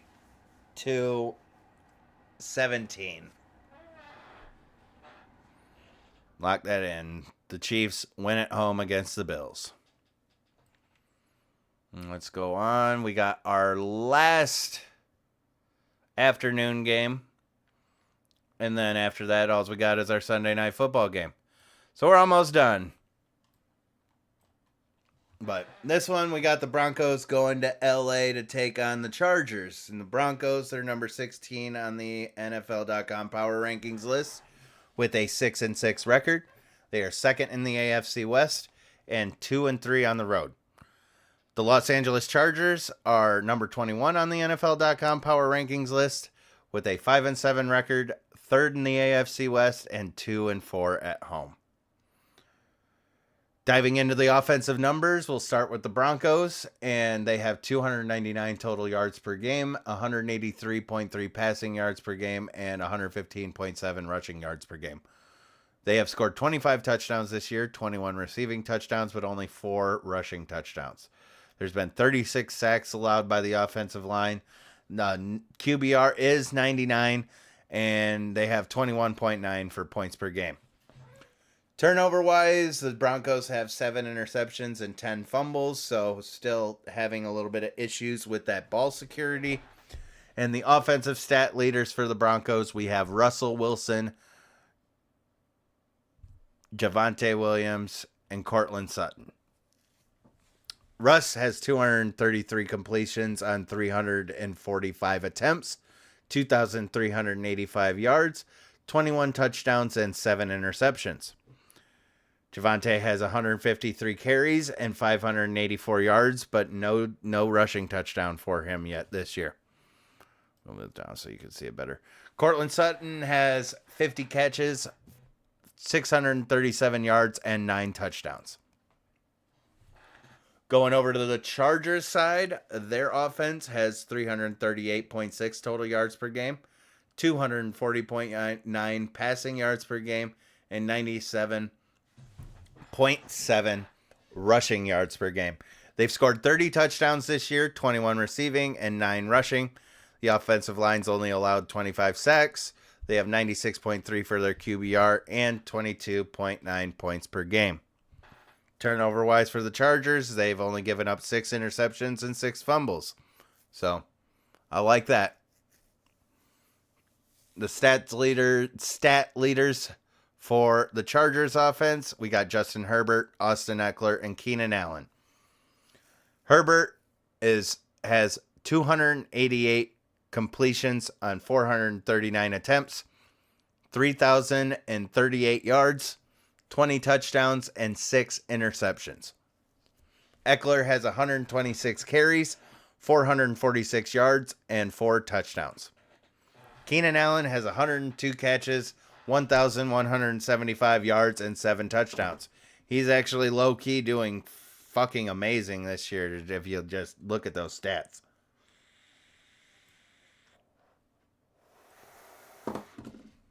Let's go down to the defense. And for the Broncos, they allow 385.3 total yards per game, 235.6 passing yards per game, and 149.7 rushing yards per game. They've allowed 32 touchdowns this year, 20 receiving and 12 rushing. They've allowed 25.2 points per game. They've allowed 97.2 QPR, and 28 sacks is all they have on defense. Turnover-wise, though, they have 10 interceptions and 12 fumbles, so their turnover differential ends up +5. 1 fumble's been recovered for a touchdown, and they also have a safety. Over on the Chargers defense, they allow 379.5 total yards per game, 265.8 passing yards per game, and 113.8 rushing yards per game. They have allowed 30 touchdowns, 17 receiving, and 13 rushing. They have 21.5 points per game allowed, a 97 QBR allowed, and 41 sacks for the Chargers defense. Turnover-wise, they have 6 interceptions and 10 fumbles that they've gotten on defense, so their turnover differential is +4. It's a little bit close to even think that could be a factor. The kickers, though, Brandon McManus is out there in Denver. He's 25 for 27 on field goals and 20 for 22 on extra points. He has 7.9 points per game, and the Broncos have 1 kickoff return touchdown. The Chargers, their kicker is 19 for 20 on field goals, a perfect 30 for 30 on extra points, and he has 7.3 points per game. And the Chargers have 1 punt return touchdown. Going to the odds, ESPN has the Chargers favored, so does Vegas. Over-unders at 43.5, and the Chargers are favored by 2.5 points. Injuries for the Broncos, we got Samaje Perine, who is questionable. Chargers, they have Zach Bailey and Josh Palmer on the IR. Deontay Leonard is out, and Ahmed Ogbongbemiga.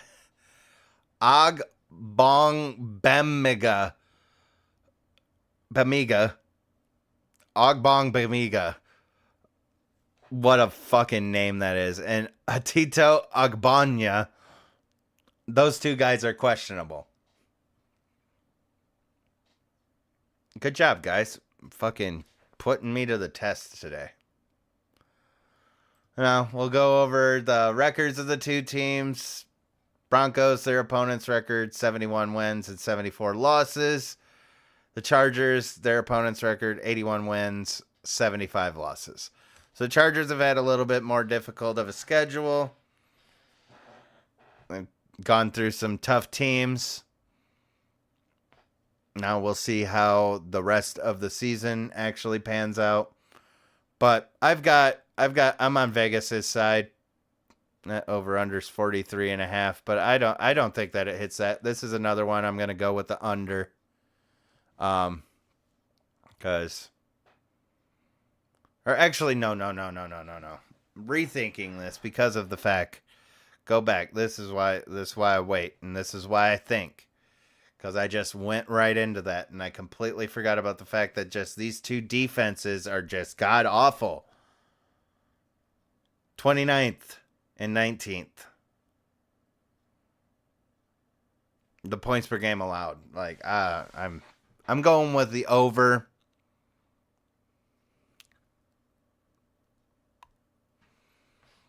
Let's go 33 Chargers and 26 Broncos.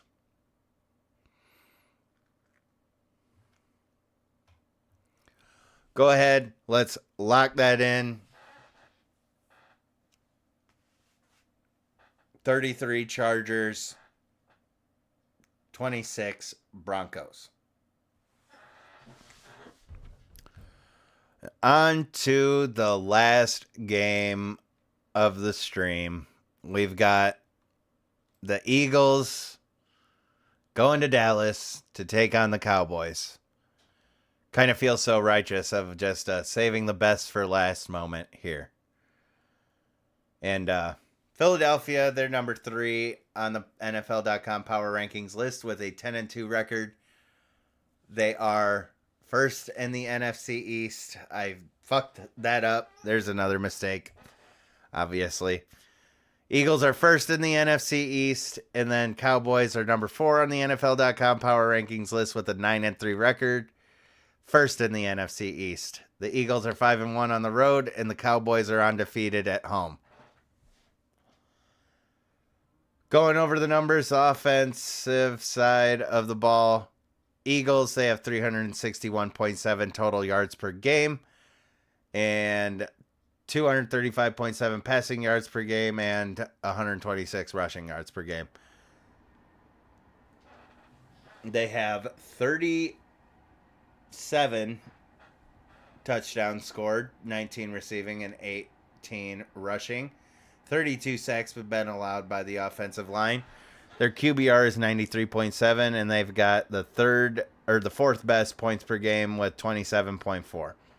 Turnover-wise, they got 10 interceptions and 6 fumbles. Stat leaders for the Eagles, we got Jalen Hurts, DeAndre Swift, and A.J. Brown.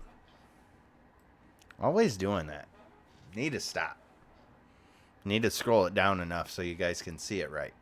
But Jalen Hurts, he's got 268 completions on 403 attempts, 2,995 yards, 10 touchdowns, and 10 interceptions. DeAndre Swift has 167 carries, 783 yards, and 4 touchdowns. A.J. Brown has 81 catches, 1,164 yards, and 7 touchdowns.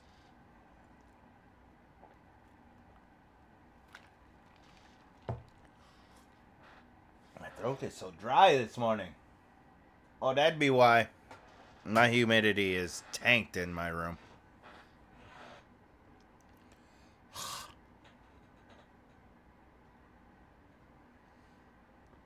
All right. Moving on to the Cowboys offense, they have 380.4 total yards per game, 263.4 passing yards per game, 117 rushing yards per game, and 37 touchdowns for them, 26 receiving and 11 rushing. Both of them got the same amount of touchdowns, but differently. 27 sacks have been allowed by the Cowboys offensive line. The Cowboys are second in the league with 106.4 QBR and best in the league with 32.3 points per game. Turnover-wise, Cowboys only have 7 interceptions and 3 fumbles, another team with only 10 turnovers. And their stat leaders on offense, we got Dak Prescott, Tony Pollard, and CeeDee Lamb. Dak has 288 completions on 411 attempts, 3,234 yards, 26 touchdowns, and 6 interceptions. Tony Pollard has 180 carries, 737 yards, and 5 touchdowns. CeeDee Lamb has 90 catches, 1,182 yards, and 7 touchdowns. Both these offenses are good. I just want to see what the hell happens tonight. Coming down to the defense, the Eagles, they allow 350.6 total yards per game, 260.3 passing yards per game, and 90.3 rushing yards per game. They have allowed 34 touchdowns this year, 27 receiving and 7 rushing. They have 24 points per game allowed, 98.4 QBR allowed, and 34 sacks. Turnover-wise, the Eagles have 6 interceptions and 8 fumbles. One of those interceptions has been a pick six, and they also have a safety. Over on the Cowboys side, they have allowed 287.1 total yards per game, 181 passing yards per game, 106 rushing yards per game. They've only allowed 27 touchdowns, 17 receiving, and 10 rushing. And 4th in the league with 18.3 points per game allowed. 6th in the league with 79.8 QBR allowed. 7th in the league with 38 sacks. Turnover-wise, they got 13 interceptions and 5 fumbles with the De'Aaron Bland, the league leading the record holder now. 5 pick sixes, and also other member of the defense has a fumble recovery touchdown, and the Cowboys also have 1 safety. So the Eagles' turnover differential is -2, and the Cowboys' differential is +8. Jake Elliott is 21 for 23 on field goals and 34 for 35 on extra points. He has 8.1 points per game. Forgot to put the percentages in there. And then on the Cowboys side, dang it, I can't remember his name. And I'm just doing this so I can kind of try and memorize it, and I'm getting bits and pieces as I go. But the Cowboys kicker, he's 26 for 26 on field goals and 36 for 39 on extra points. He has 9.5 points per game, which is the highest points per game for a kicker in the league right now. Going to the odds, ESPN and Vegas have the Cowboys favored. The over-under is 51.5, and the Cowboys are favored by 3.5.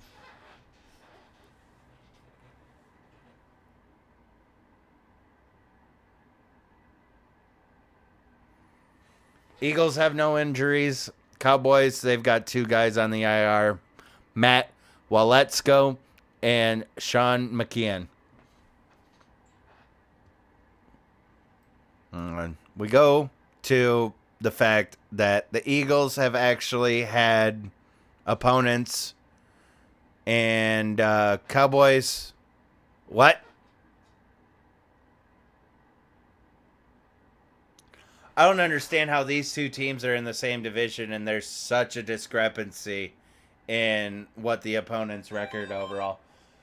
Stop that. But the Eagles' opponent's record overall, 69 wins, 64 losses. Cowboys' opponent's record overall, 54 wins and 80 losses. The Cowboys have had a cakewalk. They're about to see a real team.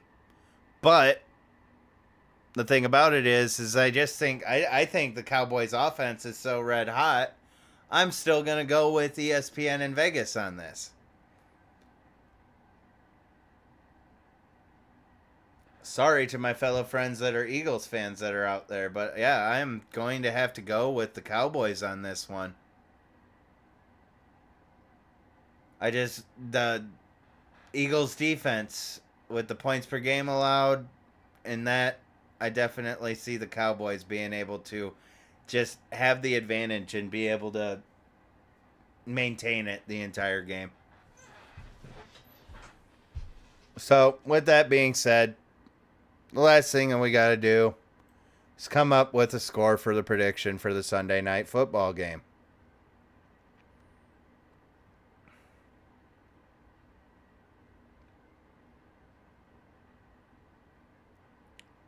We're going to hit the over.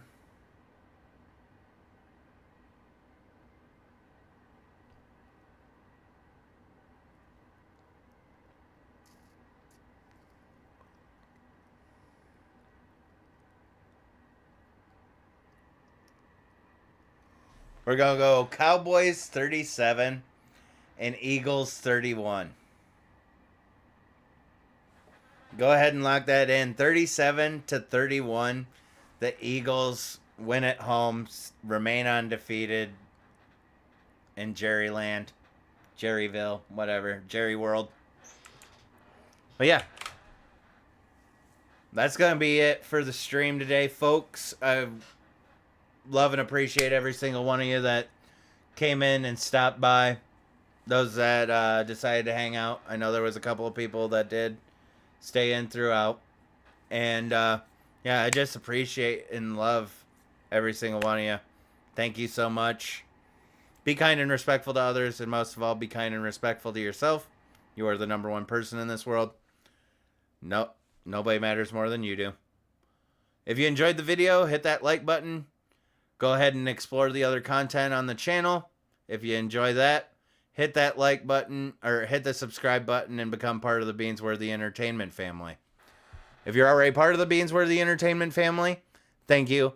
I love and appreciate every single one of you and the continued support. You guys are awesome. But that's going to be it for me. Again, thank you guys for stopping by. I'll see you next time.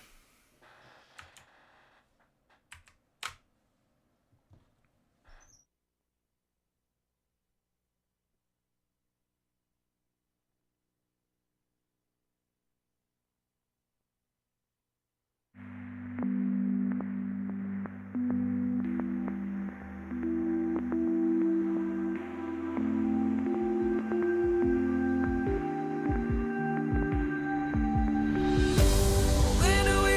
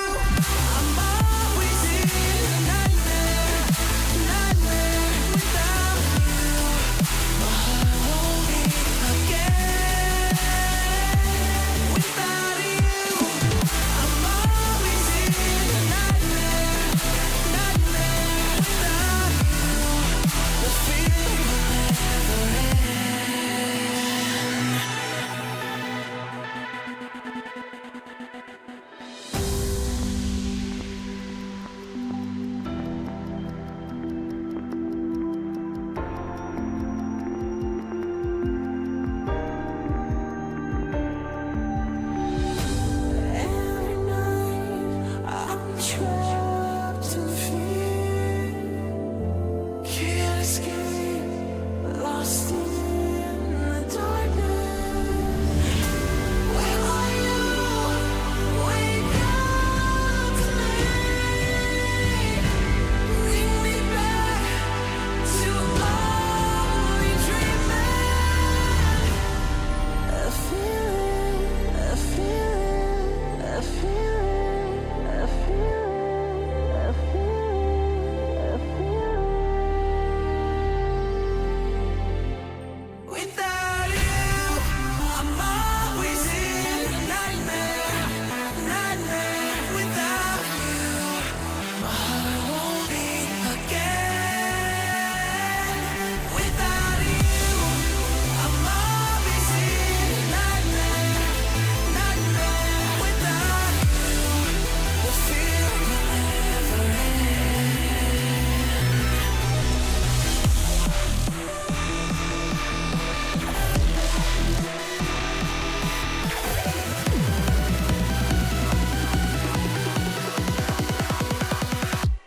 Without